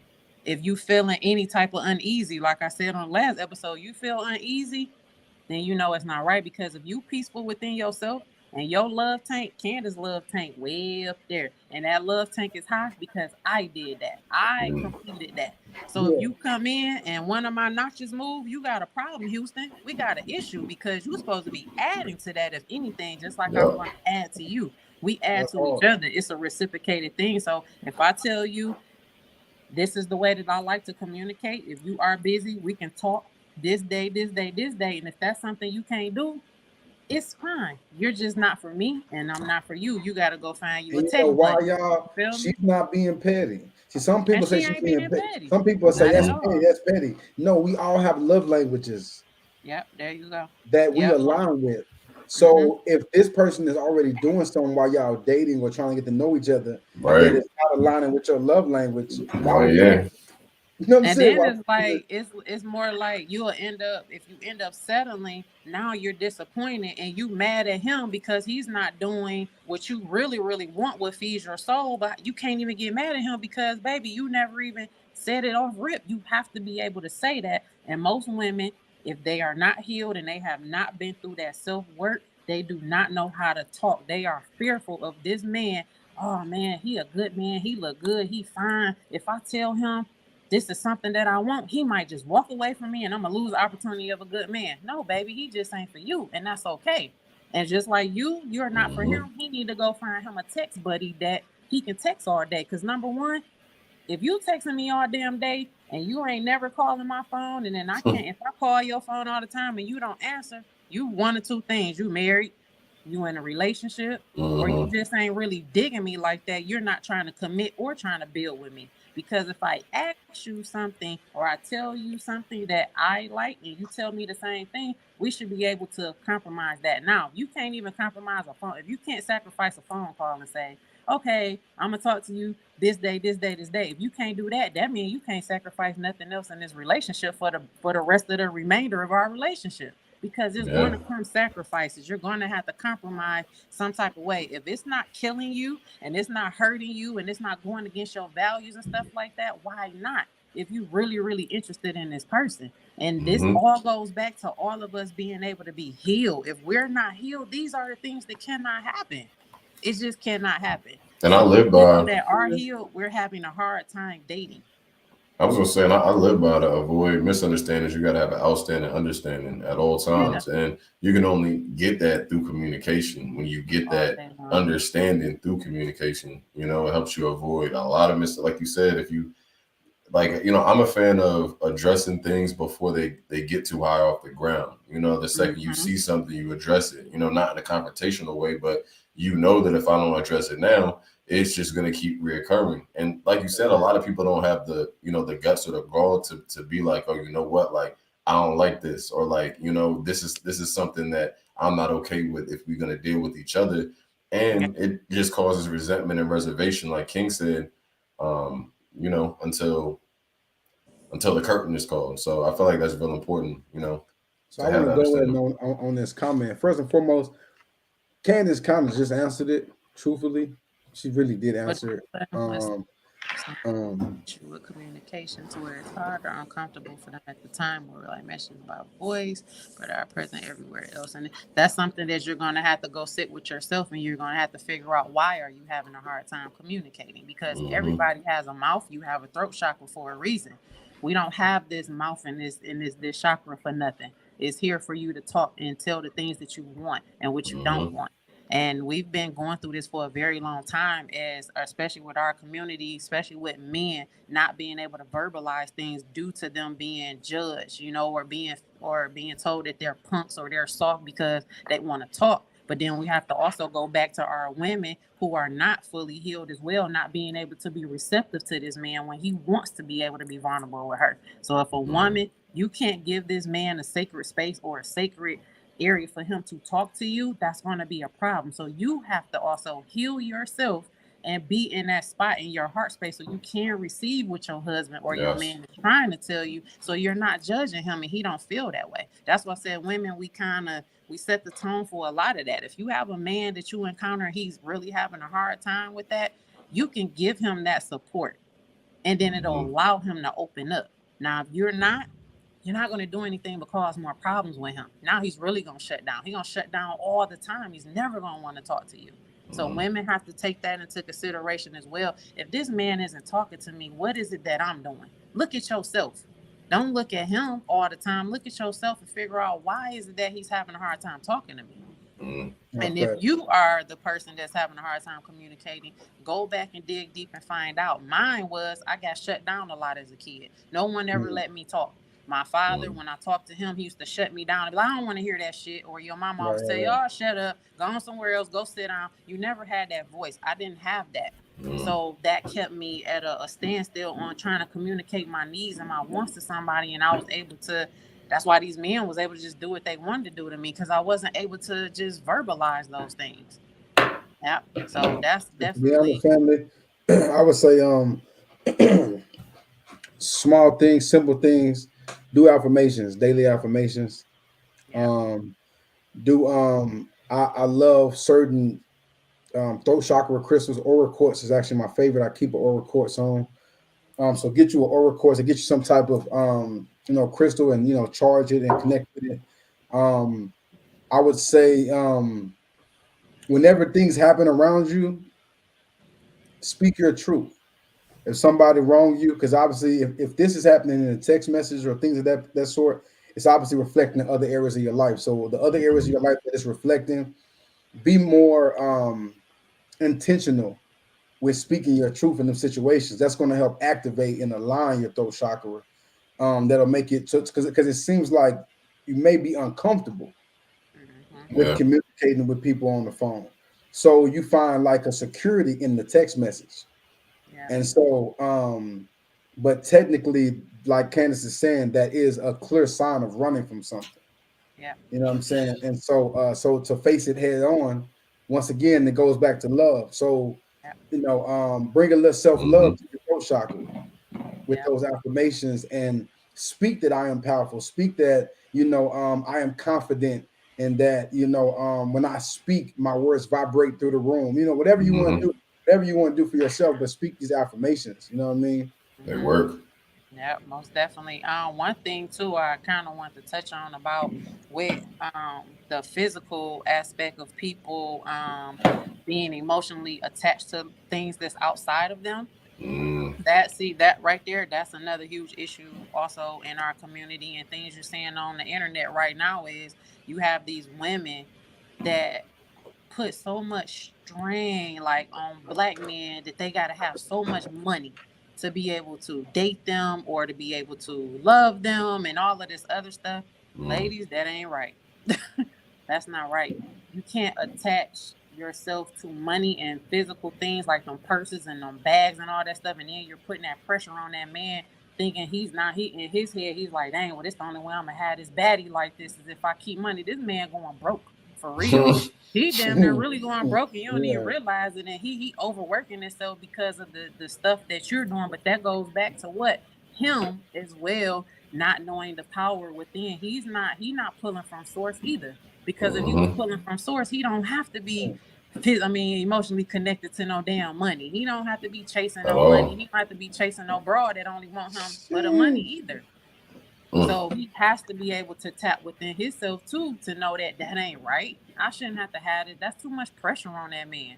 You know, that's a lot. And as a woman, you shouldn't be attached emotionally to no damn purses and no all of that stuff on the physical either, because you being attached to that, you're still gonna be there. You're gonna be out here accepting any damn thing from anybody. Because most of them women that got all them bags and them purses, they not at peace with themselves, baby. Don't get it twisted.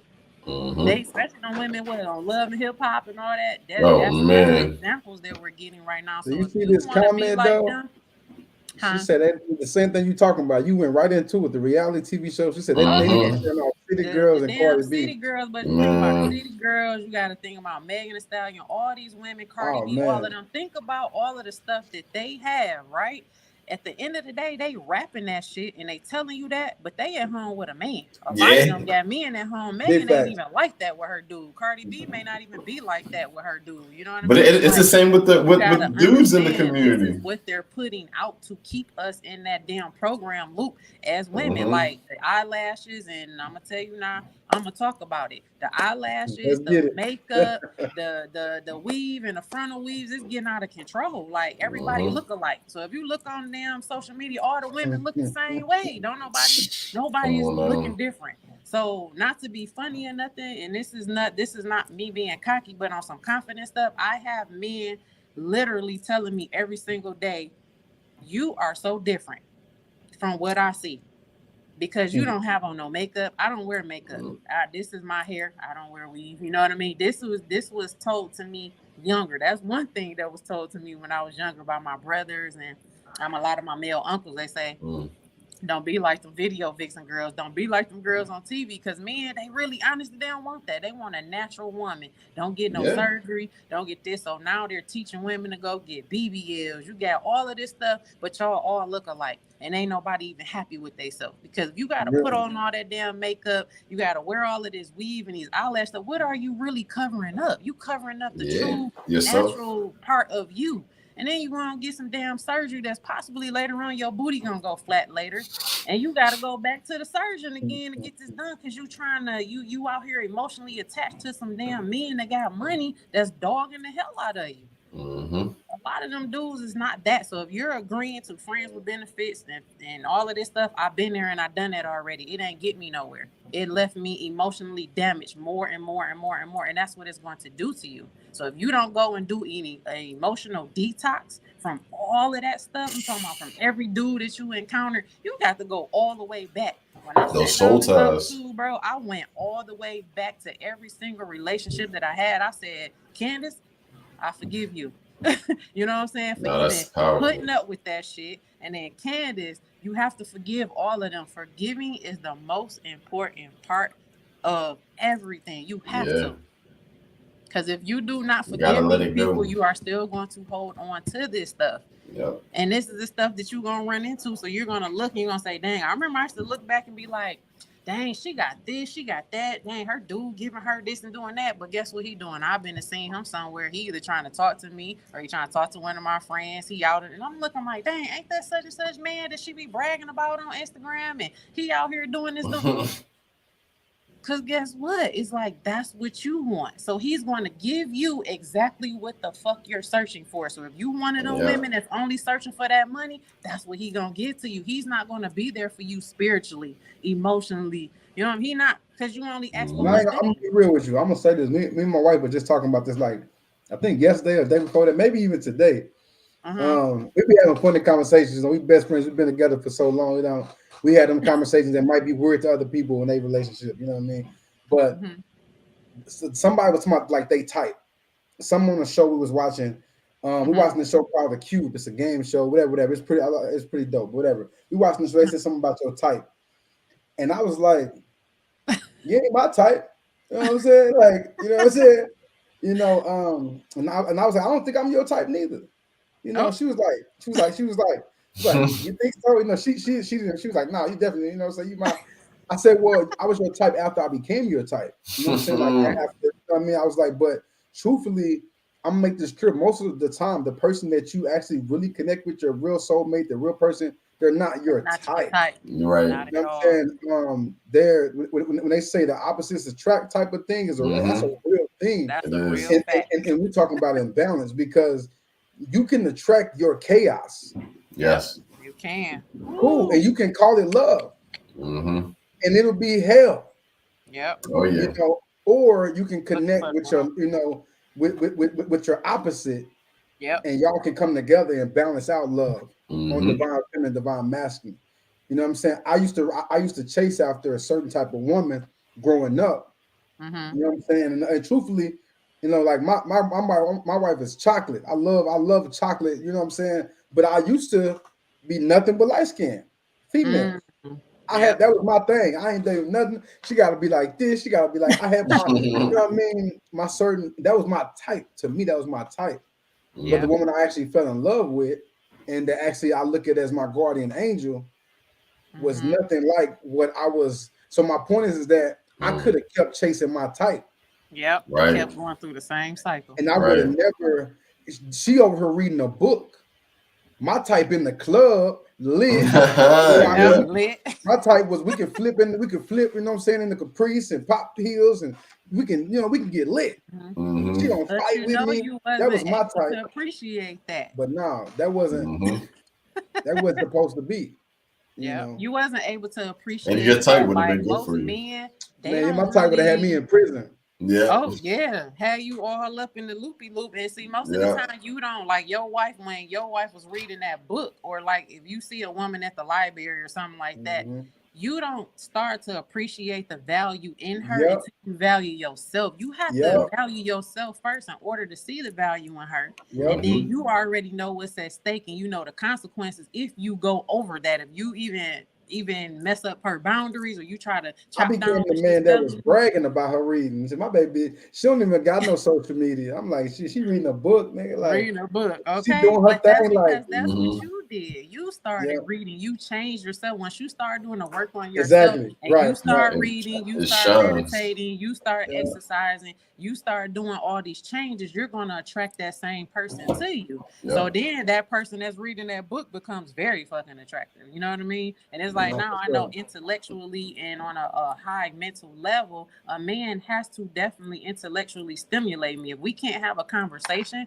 about stuff that's going on in the world, and you can't even teach me things, and we can look at the world in so many different ways, and you know, just have those deep conversations about stuff, then what are we even doing here? That's part of everything. You know what I mean? So now I'm releasing. I'm gonna say this in the last 3 months. It's like I'm currently releasing the need to have things in form of how I want it. You get what I'm saying? It's more like I'm allowing the universe to show me that. And that comes from me getting out of that type, that person, because honestly, that person you was looking for back in the day when you wasn't healed, that wasn't really the person that's for you. Because now when you heal yourself and you do the work on yourself, you a whole nother different person. Like I'm this damn butterfly now, and I'm like, oh yeah, okay, I like this girl right here. This the one I like, because now she's at peace. You know what I'm saying? She really know what she want now. And when you don't know what you want, you really don't even know how to go after anything. So many facts with that. I would ask you to elaborate on this if you can, family. They said on the concept of healing, what are your thoughts on healing another through love? Can and is this a real thing? So truthfully, I don't, and y'all could disagree or agree with this, I don't believe that anybody can heal anybody but themselves. So so we can project love, and we can show, like, say me and my mother, you know, we had deep trauma, deep stuff going on my whole life, always been problems, whatever. But now, you know, when I got to a certain level of growth and of shadow work, I could have compassion for my mother. And now when I talk to her, we didn't really talk that much, but when we did, I spoke to her from a compassionate place. So she could feel my compassion, even though she might know she wronged me, and she know that I'm really hurt. And just 2 months ago, I didn't want to talk to her at all. But today I'm actually showing compassion. That is how we heal, through love. You know, but other than that, you know, I would say that the love that heals is the love within. Yeah. No self-love. That's it. You have to be your own knight in shining armor. You have to understand that no one can come and help you. It's only you. So when I tell women, they say, how do I start to heal? Healing, and I'm still right now, to this very day, as we talking right now, I am healing. I am still healing because I'm That's able to right. talk about this. Yep. So this is, That's I right. need Yeah. people to truly, truly understand this and understand this about me and anybody else that is on these platforms. When we are talking and we are expressing ourselves and we're doing this to inspire people to not make the same mistakes we made, it's a lot of energy that I'm pushing out. And all of this energy that I'm pushing out, I have to go and recover when I get off of this line. You get what I'm saying? It's still Oh not yeah. easy. Every day Exactly. I have to make sure that I'm on point, and it's Candace versus Candace. I have to check myself on a daily basis, and I have to check my emotions. As a woman, we are known to be emotional women, but you have to be able to control your emotions on every level. Even when you're dealing with a man and you are being his support system, he wants to know that your emotions are in check just as well as his is, because you cannot make decisions on no emotion, especially if y'all business partners and y'all married at the same time. He want to know that you're very intuitive and know that all of your past stuff is gone, all your releasing, because when you go into this meeting, maybe you might have to go into a meeting for your husband and he can't be there and you in a room full of men. What you gonna do? Are you going to be able to do what you need to do? If you emotionally not right and you're not mentally stable enough to do, he's not going to be able to trust you to do any of that stuff. So you have to be able to support him just as well as him supporting you, though. But really, with the men, we got to I be ain't there. gonna lie to you though, that is so powerful and it's so easy, Goddess. Like for me, I talk about this all the time on the show. If you watch Shadow Work Sunday, my wife just come give me a kiss. It's on. I can be doing whatever I'm doing. I might not see her like even coming, like locked in. Just give me a kiss, and I'm like, you know, look at her, I'm saying, boom. And that be something that simple. That's how powerful y'all are. Something She that giving simple. you that juice to go ahead. It took my whole like, you know what I mean? It's and like a power up. and the love of the goddess brings awareness. So sometimes a man don't know he hurting. Yeah. It's kind of like have you ever seen have maybe the guys can relate to this, you know, and maybe the mothers can relate to this, you know, when it comes to their sons. Have you ever seen a guy just hug his mama and then just start crying out of nowhere? Just break. He didn't even know. He just started crying like, damn, man, like, you know, so that's the power that y'all have when y'all are balanced and moving from that right. It's literally as simple as just a touch, a hug, kiss. You don't even have to say anything. Yeah, and that's why as a woman, you gotta heal. You got to, like you said, with the mothers, you have to, and you have to be able to show that to your sons. Like you have sons now, like my son is 21.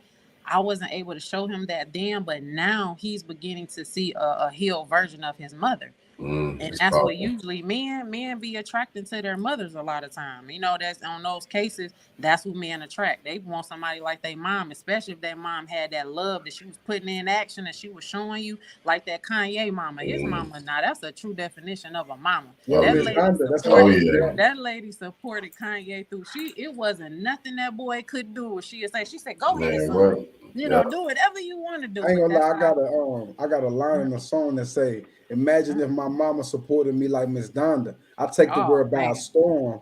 I'll take the world by a storm, co-signing the rain and the thunder. You know what I'm saying?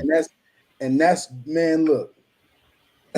And that's a part of the woman, you know, she has to be like very supportive and encouraging and all that. And if she's not able to do that when she's not in the right headspace, you know, you don't supposed to carry him per se on your back, but that support and that patience that you need to have, you can only get that when you are able to release. And it's like that's why my podcast is just based on everything about healing. Like people think that that's a step that you can miss. You can't miss that. You can't skip over that part. That's a no. That's your first stop. First things first, self-accountability. Let's start with that first.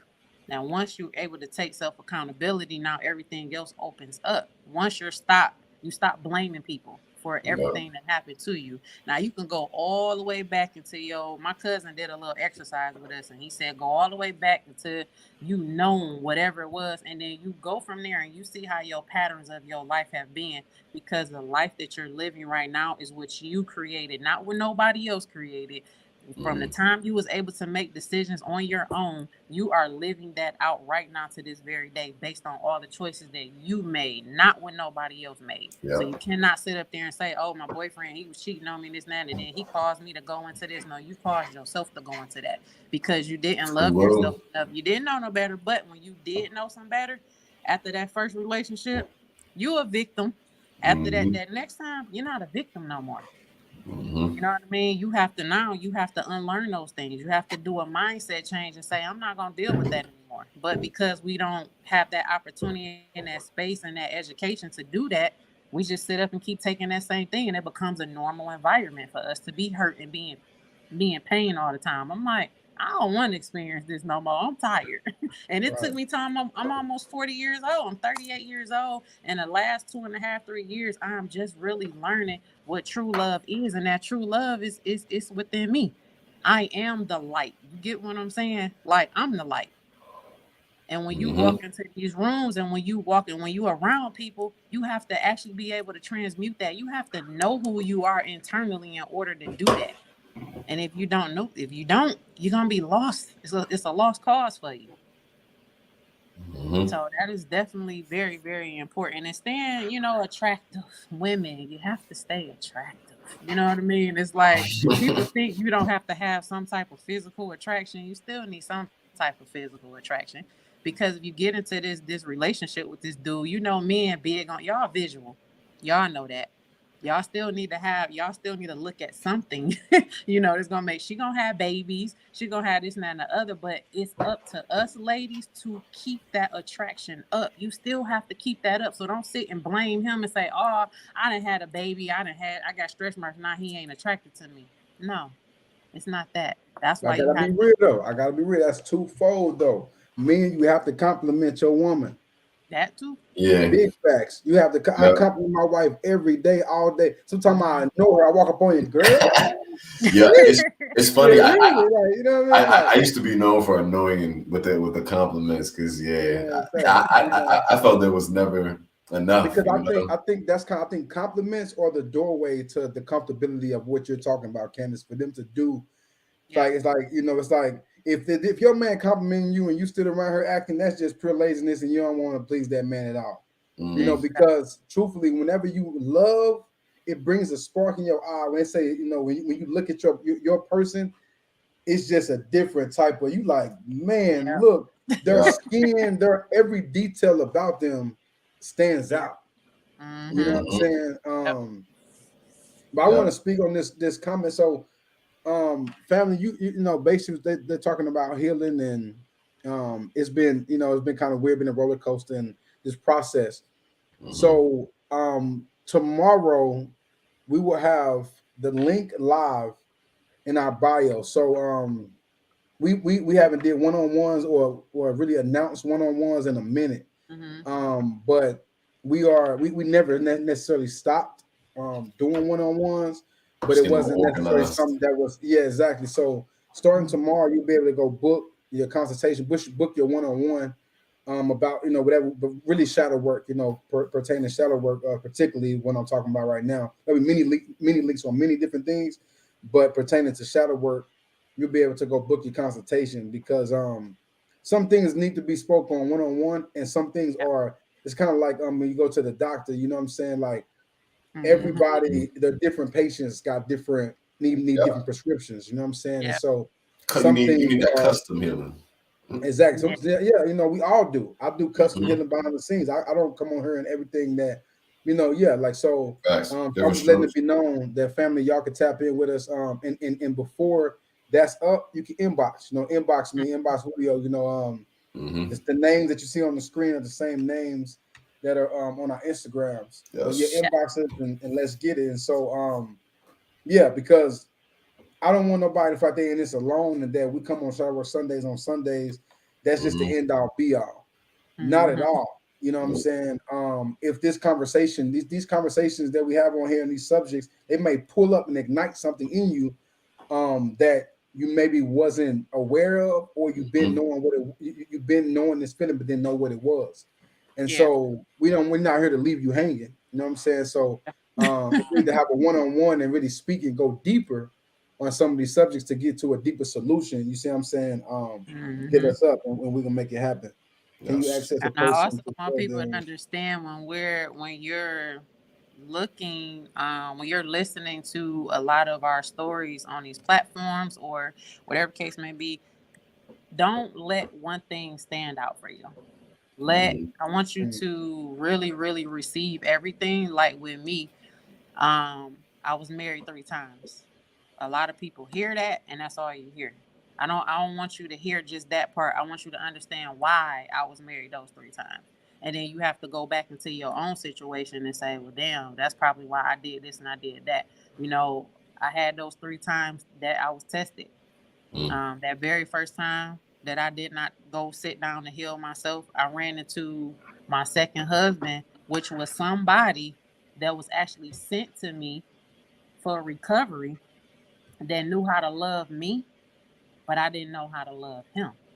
And the only reason why I didn't know how was because I never let my first marriage go. I was still hurting. I was still in pain. So when he came to me, my second husband came to me, he was pouring everything out to me.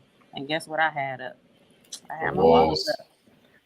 Because I was still scared that he was going to, it was just seemed like it was too good to be true. And I was like, nah, it's something up with this dude. See, that's where we start self-sabotage. You'll start to self-sabotage your blessings because you're not releasing your past. So when your past is not gone, he might do something that reminded you that happened in your last relationship, but because you didn't forgive that person for that, you're going to think he's doing the same thing, and it comes out he wasn't even doing that. It's just because your perspective didn't change. You didn't change your mindset on that situation, and you never forgave your last person for that. So I was narcissistic to him, and I need y'all to understand you are going to be a narcissistic partner to somebody when you go into another relationship and then you push and dish out the same thing. You have your walls up, you use certain things for defense mechanisms and stuff. You are now being narcissistic to that person that is actually trying to love you. So I was being narcissistic to him, and he didn't understand. I was pushing him away. And I was being very masculine. I was trying to control things, trying to control the whole marriage, so that I was like trying to control from being hurt. And that's not what that wasn't healthy at all. That's So deep now, that you can admit that and have that awareness. I done scorned a black man, you know what I'm saying? Now he's a black man born from me to me not, healing from whatever. And then I get to my third marriage. Guess what happened? I ended up having to pay karma for what I did to my husband, my second husband. Now, it's full thrown. That third husband put me on my knuckles, yo. Like, I'm talking about broke me all the way down. You're going to get something that usually happens in your life that's going to break you down to open you up to that awareness and say, oh, no, this is it. When I tell you that was 5 years of pain, 5 years of pain that I didn't even realize what I was going through. I was dating myself. I was dating my shadow self. It was like, okay, since you don't want to realize on your first marriage that you didn't heal from that, and then on the second marriage, you had the nerve to sit up here and hurt somebody else that I sent you. Okay, let me give you this third one, and I'm about to make sure that he do everything possible to bring up everything that you keep avoiding. Because you keep avoiding your father. You keep on avoiding the fact to sit down and love yourself and figure out who you are. So guess what? I'm about to give them to you, and I'm going to give it to you straight, raw, open, and we're going to bust you down. Yeah, I got bust down. So everything that was rooted within me, from emotional, verbally abused, everything possible, it just showed up. Yeah. He brought all of that up out of me. And to the point when I was like, when I told y'all, I put my hands on my mama's sink. I said, I'm tired. I can't do this no more. This is it. And that's when I had to really sit down with myself. That was the hardest thing for me to do because I did not want to be alone. I was scared to be alone. That's why I got married those 3 times. You don't even know that you're in fear of being alone and being to yourself. The reason why you keep jumping in and out of these relationships. You got to be by yourself.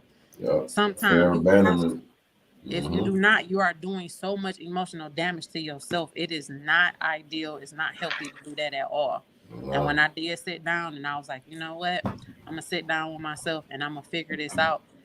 Everything now is like, I'm stable now. Everything aligns. Now Now I know how to take care of Candace. I know what nurtures me. I know what feeds me. In a moment that it does not feed me, I know how to remove my energy and myself from that situation. Everything just releases faster now. So, not to say you're not going to come in contact with something that's going to hurt you, but when it do come, you know how to do what? You know how to release it faster. You know how to forgive that person, and you know how to remove yourself. You're not holding on to this person no more because it don't fit you anymore. It's not normal no more. Now you really know what normal, you know what love is, and you know what artificial love is. Like, you really know the difference now, and you know how it's coming. You know, this is how we'll break this down to bring balance to, because I like how you're doing me closing it, but it's like such a solid way to do it. And so you have, oh man, we're not gonna do that. Okay, there we go. My thought left and came back. So artificial love comes with side effects. Yeah. Divine love comes with benefits. Oh, come on now. You see what I'm saying, bro? Preach, Pastor. Man, you hear me? You know, and so when you think about, if you look up a herb, most herbs come with benefits. Most medicines come with side effects. You see what I'm saying? Come on with it. And so we live in a world that they taught us artificial healing, which in result we got artificial love. So when it comes to love, and they say the heart doctor and all that is BS, because truthfully we don't align with the doctors of the doctor mentality. We don't care about your license and the time and your professional and your ego. We don't care about that. We connect with the healers, the people that are humble, that do it from the purest place to actually heal, to love, to make change. They really care about life. Yeah. You see what I'm saying? And so, you know, this divine love is a very humble place of love, but it doesn't take away from you. See, we get stuff misconstrued. You know what I'm saying? Like, you can still love, and you can still love somebody from a humble place of respect, of pure kindness, of even when they wrong you. You can still do that. See, I call it passing a test. I say, well, damn, I passed another test. There you go. You know what I'm saying? You know, so, but that's because I'm moving through divine love. And as me and Julio talked about many episodes ago, that's that superconductor. It does. Love never gets tired. Love never gets old. I said this a few episodes ago. You can get tired of being mad. You can get tired of being sad. Somebody can come make you smile, being mad and sad.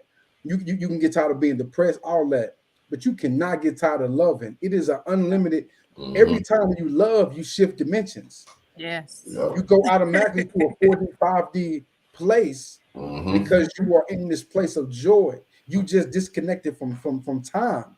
You see what I'm saying? So you're naturally operating and vibrating as a high vibrational being, which you're operating and connected with source. So you're automatically in balance.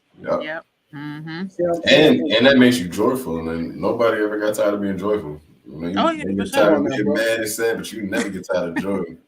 And one thing for sure, you know, one thing I am confident about now is that I don't have to manipulate anything to work for me. You get what I'm saying? It's like I don't have to move things around, and you know, you don't have to do all of that. When it's something that is from source, it doesn't have to logically add up. It just connects like it's supposed to. So 3 things that you have to take into consideration when you're dealing with somebody. Within that first hour or so, the connection is there regardless if you want it to be or not. Don't it? You know what I'm saying? You're gonna feel it. Number 2, you're being authentic. You being yourself. You don't find yourself trying to be somebody else, or if you know you really don't have that much money, or you don't have certain things, or whatever the case may be, you okay with that. You have to be okay with yourself, and that means if you being authentic with yourself and being true and honest with yourself, you could be that to somebody else as well. And then number 3, just be aware. You know what I mean? Like those 3 things right there is like that's what matters when you first meet somebody. You know what I mean? So that's some heavy stuff, y'all. We really have to at this point. When you first meet somebody, ask yourself why you want to deal with them. Why Yeah. why am I intrigued by this person? Why do I want to speak to this person? Why do I want to deal with this person? Why do I want to spend time with this person? Why do I want to talk to this person? Why do I even want somebody in my life right now for this specific area, for this specific? Ask all those questions. That way, when you go into it, it may seem like, oh, that's extra, but you're really protecting yourself. You're really evaluating, like, hold on, wait. Okay, that's cool. Okay, let me make sure before I make this step, before I go into this door, let me evaluate myself and make sure that I'm not making a foolish decision for where make sure I'm not giving myself away for somebody to run game on me. And most of the time, when you want somebody, you're wanting because you lack something. You want from a place of lack. 9 times out of 10, most people find their soulmates once they stop looking and wanting, because that's when it just attracts to you. There's no, you can only want what you don't have, and as long as you're feeling like you don't have something, you're gonna want for it. So, and that person, like when you're not lacking something, it's like you have this inner stillness about yourself. You get what I'm saying? It's like you real still, and it's like your connection with the physical reality of somebody. It's like that's your spiritual superpower. You know people, and regardless of this, not to cut you off, both sexes can smell that on you. That energy of it's heavy. Very so that starts to make it puts you in the perspective of, okay, now I'm choosing what I want versus, that's when a lot more options open up to you, because now you just attracting, so that's yeah. I love that. As long as with women too, and also I'm gonna say with women, because I'm speaking for me once again, but you have to understand the questions that need to be asked, during the dating stages or courting or however. You need to sit down and have everything that you want, and I'm not saying need, because we shouldn't need anybody. Like how Julio was saying, you should want that person because all of you're self-fulfilled. Like now I'm self-fulfilled at this point. So I don't need you. I want you. If I come for you, I got love and stuff to share. I'm ready to share it. Yeah. But when you sit down and you have these questions that you already need to have, that you need to ask him, you need to see if he has some type of vision. See what his determination and his ambition is. See what his goals is. He need to be asking you the same thing. But with women, it's very lacking on our end because we don't really know what questions to ask sometimes, because society has blanked out so much stuff. Like the questions we ask is dumb questions. You know what I mean? It's not the questions that need to really be asked on a higher level. If you can see that this man has a vision, he's determined. Say, for instance, he haven't really got there just yet, but he has that potential. When you see it within him, be patient and be supportive with him. You know what I mean? It's okay. He ain't going to be a millionaire right off the bat. And if you looking for a millionaire all the time, I'm going to say good luck with that. Because that's a 1%er thing a lot of women are looking for. But just be supportive and be patient of him. Like a lot of men, they lack in that too from the women, because women, they can't even do it simply because, once again, we go back to you're not being healed and you're not being able to be patient enough and be supportive enough. So both of y'all have to be able to support each other, but those questions, they have to come out. You have to ask questions. Ladies, you cannot be scared to ask this man nothing. Hey, listen, I'm gonna give the ladies a cheat code. I'm gonna give you 3 questions that you should be able to ask a brother who's 25 and older. This don't really apply for dudes younger than 25 because they kind of still figure themselves out. Dude is 25, you should ask him 3 questions. Where do you see yourself going? Where are you at right now? And how do you plan on getting there? From those 3 answers, you should know if what he's got vision aligns with you or not. And if he can't tell you, if he can't answer those 3 questions, you don't got no business wasting your time, because there's nothing he's going to be able to offer you that's going to be worthy of your time. A man, I'm not. There's no disrespect to the guys, and I'm gonna work this in the right way of how I end the statement. A man with no vision is lacks guidance. Yeah. And your job and your position, one of your positions as a God is to God. And so if you don't have vision, then you lack guidance, then he should be talking to himself. Yeah, he only and he should at least know the destination, because even when you're going on a road trip, you might say, I'm about to go to California. Let's go. All you need the whole trip, you only need to see 5 feet in front of you to make it the whole destination. You're not seeing every turn from the start. You know your destination. And as long as you can see 5 to 10 feet in front of you, even if it's a super storm going on, you can see 5 feet in front of you, you're going to make it to your destination. So you don't got to know how he's going to get there, but he has to know the destination and know the vehicle he's and using. And just know, don't nobody have to be chasing each other. Like, I don't believe in that either. Yeah. Like, you shouldn't be chasing each other. You know, men, it's a different story with men. Men will pursue a woman that he really, really want. It's not really a chase. And women, don't be chasing these men. Don't be, if he don't text you, if he's not calling you, if he is thing, these are signs. Big as day. I'm gonna tell you something. When a man really, really want to talk to you, and he gonna call your ass while he in the studio. What's up, babe? Or he gonna answer that phone. You FaceTime him. He gonna. I don't care. Hey, I don't care how. I'm in the studio right now. I'm gonna call you right back. You know, but if you know why? Because I don't care how high vibrational a man is.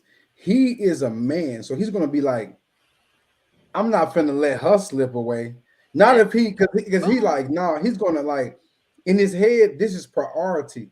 There you go. You know what I'm saying? Like, as a man, we're gonna put that on. What? Look, he trying to lock you down like Akon in the 2000s. Man, look, he already got certain things he want to tell you. He just ain't telling you like, man, I ain't trying to move too fast. You know what I mean? He all in his head. That's how a man gets, because the power of the divine feminine of the goddess cannot be denied.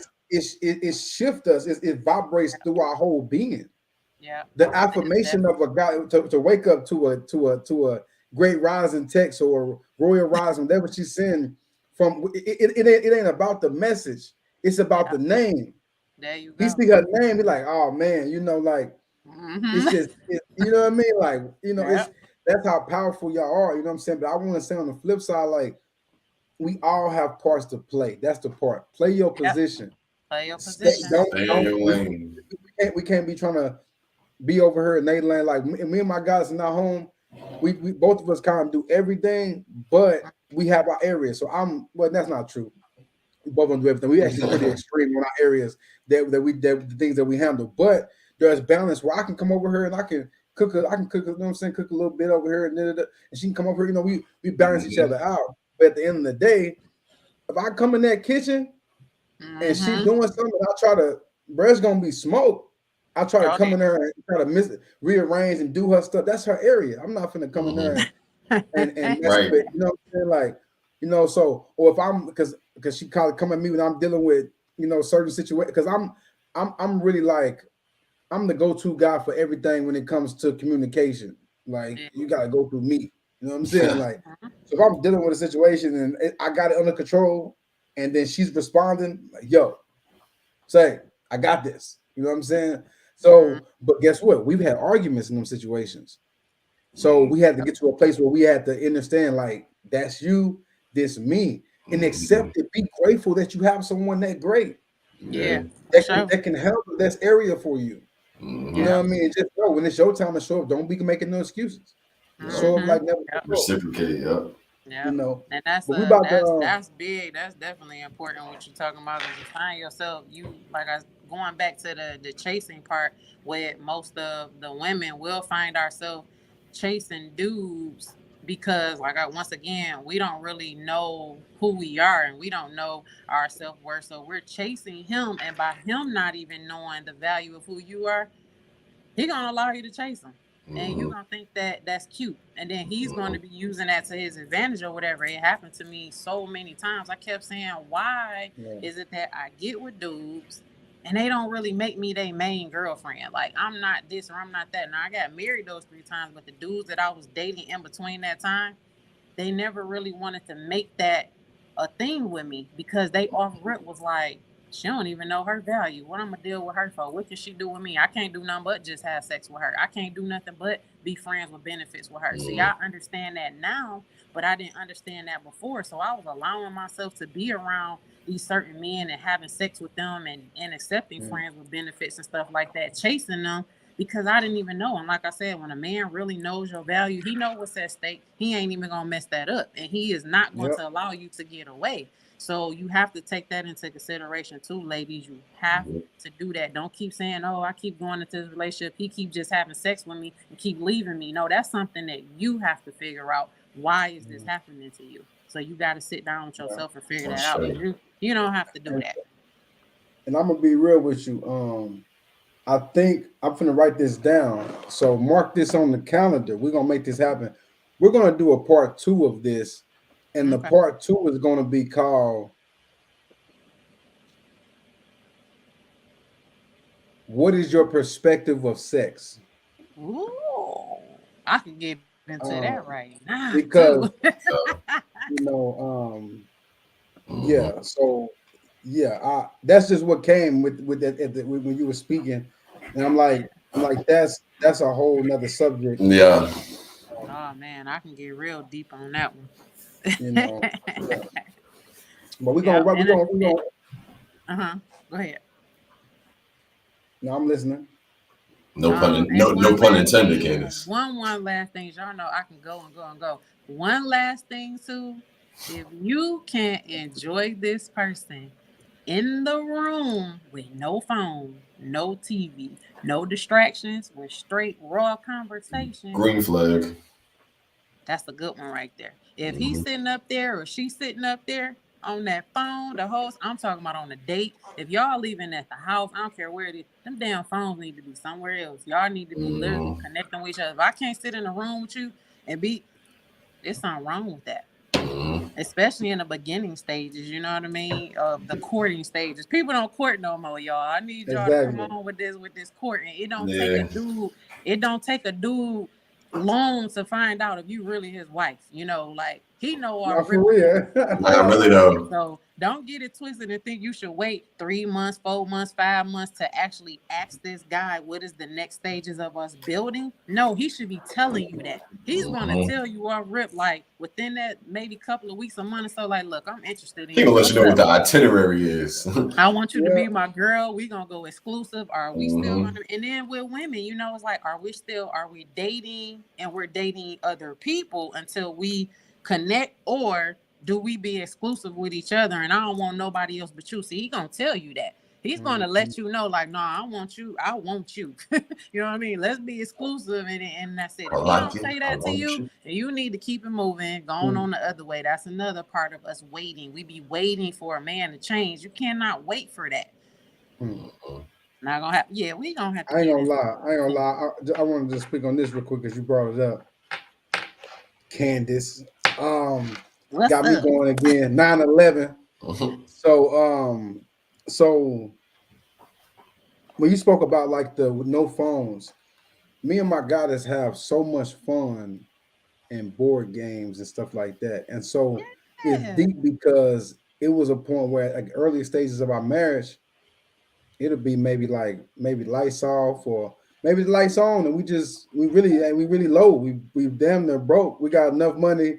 We literally got weed, you know what I'm saying? We got enough money to smoke and a little food and some water. We like shit, but it's tight. It's like real struggle. You know what I'm saying? But like I said, I know for a fact the lights have been off.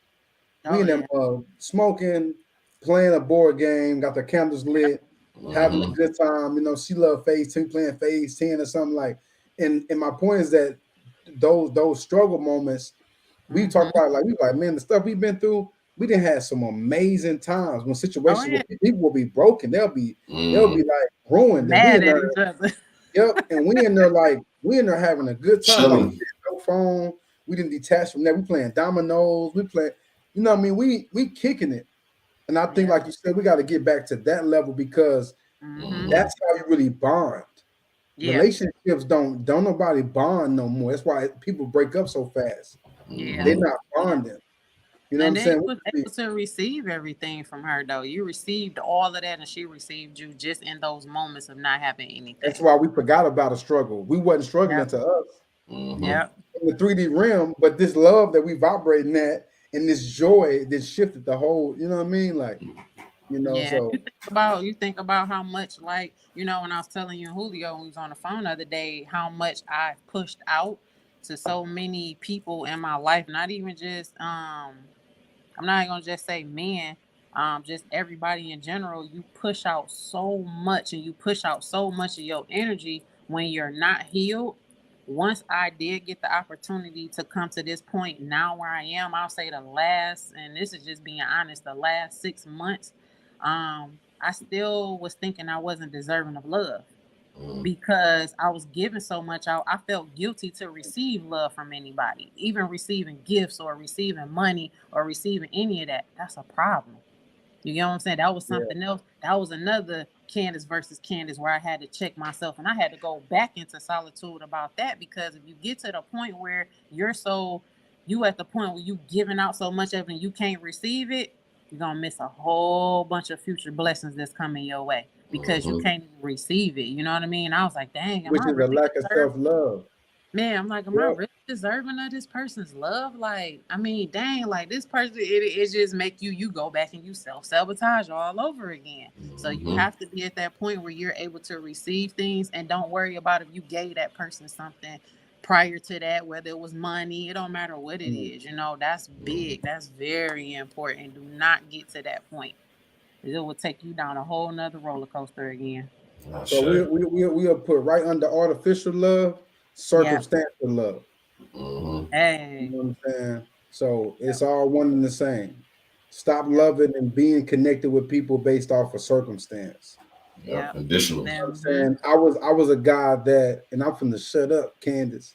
I was a guy, got us going in her. I was a guy that I wouldn't do it intentionally, but if I talk to a female, put it like this, I ain't gonna lie. I was a guy where if I go to a female house and we kick it, I stay here now. She don't know it, and I'm gonna be real. It didn't come off like it didn't come off like that. Like she wanted me to stay, you know, like so it wasn't like I didn't just stay, but that's how it was. I am the captain now. Man, so look, I was the type of guy that, sure, you gonna leave me at your house. I just met you, gonna leave me at your house and go to work. You come back, the whole house clean. You like, hold on, this nigga gotta stay. You know what I mean? Like, you know, so my point is that was a circumstantial love though, because without me being here with her, even though it might have been cool vibes, really, I was trying to get away from my homies, or I was going house to house, or I was whatever. I'm out in the streets. I'm young, you know what I'm saying? Like, so I'm not. So technically, and I would end up in toxic situation, you know. And truthfully, I would date nothing but women with kids because I was one of the children. So then I'm actually breaking myself and these children because I'm getting attached. Now I heard from a circumstantial situation that I didn't got real connected to these babies. Now I'm dealing with the toxic mama. With some kids that's technically not mine, but I've been connected and I've been made all this based off of circumstance. And I was living a life. I was 20, no, I was like 19, 20, living a life, taking care of 3 or 4 kids, and that wasn't mine. I'm living this life, and I'm barely an adult. I don't even know how to be a man. I don't even know how to think for real. And I'm teaching kids. And not that I wasn't loving and all that, but truthfully, I'm in a situation that I have no business being in. Yeah. Guess what? Now to be a man, overcompensating. You know what I'm saying? I'm doing everything as if it's breaking me. I wouldn't taught how to do this, and that's what we do in relationships. We get in these circumstantial situations, and we end up accepting something that's too much. Yep, a whole lot. Something that we're not even, something that's honestly, I'm not gonna say beneath us. But truthfully, I ain't gonna lie, no disrespect to nobody. Like if you go take care of family and you love someone, that's tribe stuff. You know what I'm saying? That's to the fact. Yeah. With me though, who I am, I need the oven situation. Yeah. I can't, the way I love, yeah. I can't have something that's already been created. There you know go. what I'm saying? There you we go. have to know who we are. Yep. You know what I'm saying? Yep. Most definitely. But I was accepting nothing but those situations based off of circumstance. Yeah. But until I didn't know this until I got with my wife and I realized how bad like we want a baby and how bad I wanted her to be the mother of my child and how I'm so grateful that, you know, I didn't necessarily do this with anybody else and really get like, I'm like, I want my child to be raised by someone like you. Right. I didn't know I wasn't valuing my child. Right. Yeah. How I'm gonna value who I have a baby with and who my child gonna be raised by, I don't even love myself. There you go. You see what I'm saying? So, Mm. man, boy, I tell you, that was a lot I just said to y'all. You know what I'm saying? That's why you gotta choose yourself every Right. single day. I tell y'all know that's my saying after every time I make a post or anything, choose you every day. I don't care if you are in a marriage or you are in a relationship or whatever the case may be. When my king wakes up and I wake up every morning, I need you to choose you because I am definitely going to choose Candace. There's hands down, no doubt about it. And that Big meaning, not in a bad way, is more of when I get up, I have a routine that I have to take care of to keep myself grounded and where I need to be to be able to still continue to support you, nurture these kids, and do what I have to do for this household. So I have to get up and meditate. I have to write in my journal, which I got 3 or 4 different journals. I do not eat meat. I want to eat my vegetables in the morning. I want to eat my fruit in the morning. Whatever the case may be, I make sure it's done. And guess what? We're going to meet when it's done. And you go your way. Go to the gym. You go do whatever you got to do, whatever. And then we meet back up. And see, that keeps us at that good high vibration right there. You know what I'm saying? And a real God or a real goddess, that's gonna turn. That's a turn on. Nah, right. Have your own life. My guys, I wake up, baby. Do your affirmations. Yeah. Do this. We make us do our checkoff list. You know what I'm saying? Like because guess what? If you don't do that, who am I gonna deal with today? There you go. You know what I mean? Like right. You know what I mean? I'm really helping me too. You know what I mean? By you down that man, what? Right. Yes, you gotta have that. Most definitely. And people don't do that. That's how you get when you don't do that and you don't choose you every single day, you in somebody else's reality all the time. You don't want to be in nobody else's reality. That's how you lose yourself. Especially to my ladies, you will lose yourself if you keep trying to concentrate on what he's doing every single day. I need you to concentrate on you. It's a time and a place. If y'all are constantly merging each other's energy and nobody's putting in the work or being in the balance, then what if there's a shift in the home? What if she heavy today? Yeah. And you just over here connected to her and just her energy, you ain't got your own thing going. Who gonna pick her up? Right. You gonna end up arguing with her instead of consoling her. Yep, there you go. You see what I'm saying? So we have to be able to put in our own work and be able to, like remain individuals, Yeah, that's why that book is important. The Sacred Woman book, ladies that's on here listening, even with men, the men can read that book as well. The Sacred Woman by Queen Afua, she explains to you how your menstrual cycle, it is releasing everything in your household. So you're not just having a menstrual cycle. That cycle is involving you, everybody in your house, including your kids and your husband and yourself. You are releasing all of their stuff as well. That's coming. That's that wound. That's the power of the wound with a woman. And you got to understand that part too. It's like, man, you have to really, really be nurturing to yourself in order to be able to get through what you need to get through on a daily basis, to be able to nurture your kids and this and that and other. And the kids, of course, the kids, and I said this in my last podcast I just did the other day, the kids belong to that mother. The mother, the wife, she belongs to that husband, and that husband, he belongs to Source. So he got to pull down from Source in order to be able to push out what he needs to take care of his family. And then which is why he has to have vision, because if he doesn't have vision, he's not connected to Source. Ding, ding, ding, ding, ding. Let's go with it. This is a lot. It's a lot that we have to, oh man, the stuff that we did not know. Unlearning all of this stuff and just changing your mindset is very important, to change your mindset and be open to this stuff, because it is so much better. I'm like, the way we was taught, man, please, if you want to go by your generation, you're going to keep getting cursed. Those are generational curses that you have to break. And I knew then when I went through my healing, I knew that I was the person in my family that's supposed to break these cycles. There's nobody else in my family that's actually doing what I'm doing now. And of course, they're looking at me like I probably lost my mind. Like, oh my gosh, she's all on these podcasts telling her business and telling, and it doesn't have anything to do with that. I am sent here to be another woman's survival guide. And I don't care how much I try to fight it. I tried to fight not having a podcast. I tried not to do this, and things did not go right. So at this moment, I am obedient in my purpose. And if to I'm be not real with you, obedient, a lot of us lost our mind to gain our true soul. That's why I said people don't understand the things that we have to go through to get on these platforms. Like, it's a lot of work. it's work every day, all day. I'm constantly talking to myself. I'm constantly pushing out negativity that's trying to come through. I'm a guard at my conscious mind. Like, no, you can't go in there. Nope, I didn't say that. That's not what I'm thinking. You just constantly all day just to keep yourself at a positive rhythm. And that's why you have to do those affirmations every day. Every day I wake up, you're going to have an amazing day, Candace. And my day is going to be amazing because I said so. And I set my intentions to do so. You have to do that. Yeah. When I wake up, I say something like, I'm in my highest dimension. Yep. I'm in my highest timeline. Or before I go to bed, I wake up in my highest timeline, And y'all understand it's a magical energy, so there's a lot of emotional energy on the planet, and it's very alchemizable. And a lot of people are so caught up on the retrograde and all that. Don't get so caught up on that.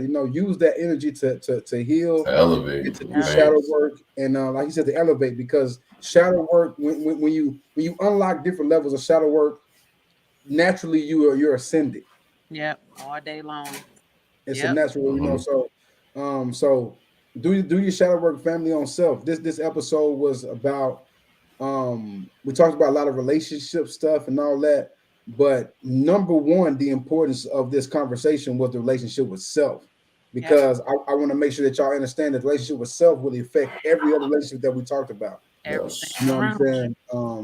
And we will be back for a part 2 on your perspective. What is your perspective of sex? I think that is a big conversation that we should. I feel like that came from the ethos for sure. That's what we need. And so, to wrap this up, I feel like it's only right that I bring this record back, because why not? That's what I feel like we're supposed to do. But this record by me and Kai, Love Song, will be on SoundCloud tonight, so you guys will be able to go listen to this record as well throughout the week, throughout whatever nice. You know what I mean? Feel me. And this song is actually operating at the 432 hertz. But we're gonna actually, before I play this song, I'm gonna play the God Energy promo. We'll do the song last. That way we leave on that frequency. All right, bet. Affirmations daily, you should join in. Love is the vibe and we own it. The universe been talking to the chosen. The universe been talking to the chosen. God energy. Everything inside of me, feel the free. Order your God Energy apparel now at GodEnergyLLC.com. Peace. God energy. Everything inside of me, you feel the frequency. Damn. They called me this time. Every time the songs was playing, I'm dancing in the back. I had the camera cut that quick. I'm not gonna lie. And I'm doing like this. They definitely called. I looked down like they caught me this time. Y'all go tap in, order your God Energy apparel. I'm actually about to upload the white hoodies as well. So I got the white. We're gonna have the white. I got the black. We're gonna have the white, and then I think I'm gonna go purple next. Please do. Because I already told you about. That's the only way that Candace she's like she needs it. So I'm gonna go purple next. So be on the lookout, and then also this week coming up, y'all be checking the website. There will be onesies, baby bibs, a lot of things are going to be coming and being released on the website. So y'all be on the lookout as well for that. You know what I'm saying? We about to drip right. Also, y'all make sure that y'all follow me on my platforms, you guys. You can follow me on my Instagram at Purple Lotus Flower 888. My TikTok is Purple Lotus Flower 888, and then I have another platform that I use. A lot of positivity. Candy_love lifting. I'm pretty sure it's gonna be King. Gonna probably put it at the bottom somewhere. I'm looking for. I had it out. There we go. Right. Yeah, I knew what I was doing. Yeah, we up. For sure. And I also look, I bake and I cook you guys too. I got a treat page. It's Cream Treats 4201. That's on Instagram as well. I got like 6 freaking pages. So I'll just say this: if you connect to any of those pages, that Purple Lotus Flower, you can go up into my link tree and all of my services, all of my pages, my websites, you can just get to them. So in the link tree. Big energy. A lot of people say it's their favorite episode. You know what I'm saying? Like, next to gratitude to the family. You know, That's this is Candace supposed to have been on here. You know, yeah, we've been talking about this behind the scenes for months. You know, truthfully. So, So I'm grateful for the opportunity, grateful for her sharing herself and being vulnerable. And it's aligned with the 8. So, you know what I mean? We called her in the sweet spot, no prime time. My YouTube station as well, Purple Lotus Flower. Y'all can enter that into YouTube as well. I have that too. So cool. I appreciate y'all for having me on. I always love talking to y'all. Yeah, another vibes. So I'm about to get into this record. I said it's King Manifest and Ka Khalil. Love song. This is going into the next project, the next 223 project, which is actually going to be a Shadowwork Sundays project. So Logical, get ready. About to be sending you a record. Logical, lead up Logical. You know what I'm saying? And a few other people that want to tap in with the project. But go stream 223 Soul Tape right now out on all platforms. King Manifest and Ka Khalil. And let's get into these heart space vibes that we about to go into on this project. Yes, sir.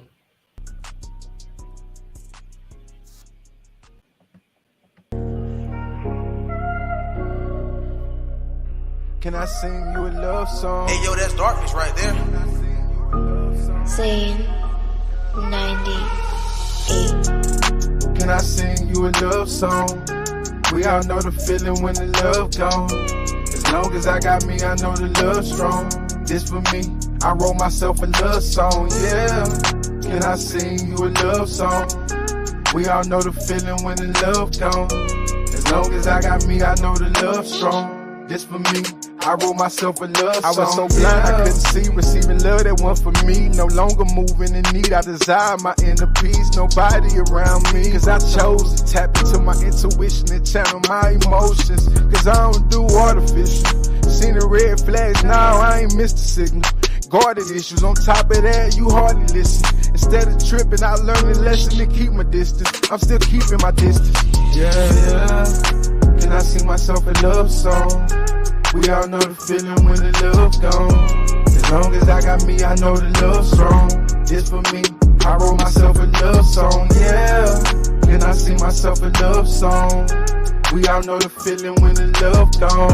As long as I got me, I know the love strong. This for me, I wrote myself a love song, yeah.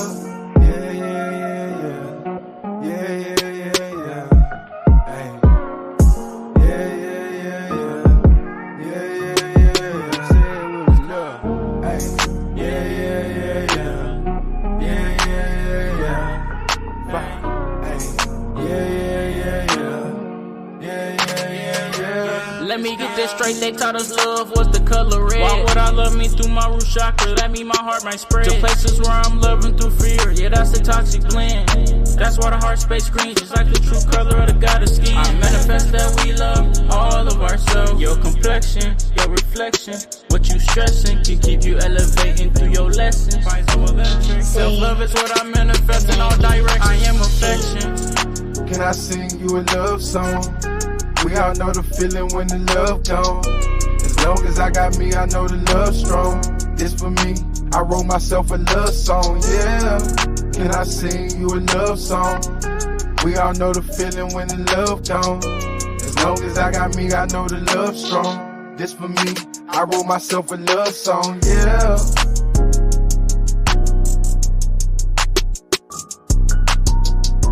Once again, much gratitude to your family for showing up, popping up, and tapping in with us at such a vulnerable time, vulnerable episode, powerful episode, and just much gratitude to the family. We'll be back next Sunday, as y'all per usual.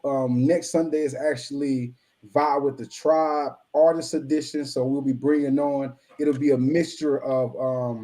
It's going to be an intergalactic Shadowwork Sunday, and so that's how we're going to do it. So we're mixing both podcasts, and we're doing we're bringing on high vibrational artists, and we're kind of we got some. I don't want to really tell y'all everything that's going on, but we basically got some things set up for y'all. So get ready for the Vibe with the Tribe. There's going to be some good vibes next episode for us music and a lot of deep conversations that are going to be talked about. We're going to dig a little deep with the artists. And if you are an artist and you're interested, because we got a few people, but I'm still feeling like we might be missing somebody.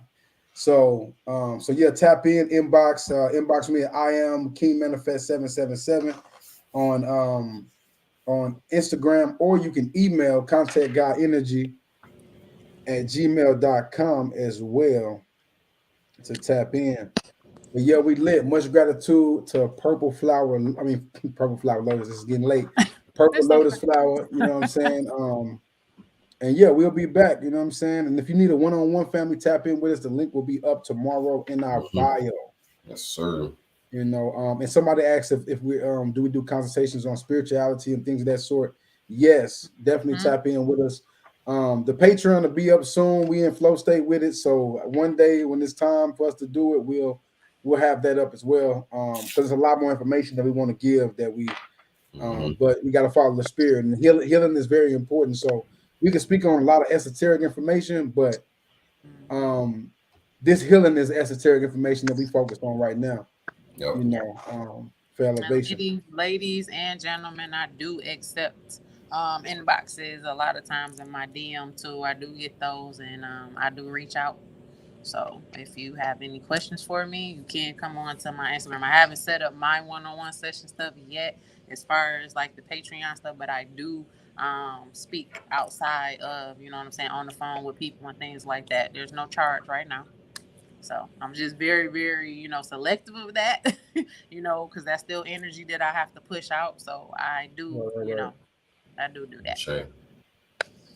I say, so y'all go tap in with it, go support. You know what I mean? That's what it's about. You know, we spend a lot of money with these corporations of people we don't know. So we got to make sure we support the people that are out here putting in the work and that are part of our, you know, as we call our soul tribe. You know what I mean? Like, you know what I'm saying? Soul tribe don't mean free. You feel me?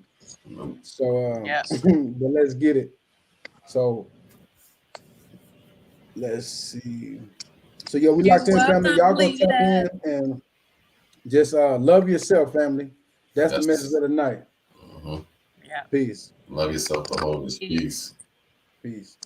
Peace. My third eye's open, I can see past the commotion. I can't get lost in the moment. Yeah, yeah, yeah. I live on the side with the chosen. High dimensions we going. Yeah, yeah, yeah. My third eye open, I can see past the commotion. Yeah, yeah, yeah. I live on the side with the chosen. High dimensions we going. Yeah, yeah, yeah. God done been through enough, I would say. Energy different, the frequency change. My third eye is open, I don't see the same. I am not playing, I don't rap in the game. I am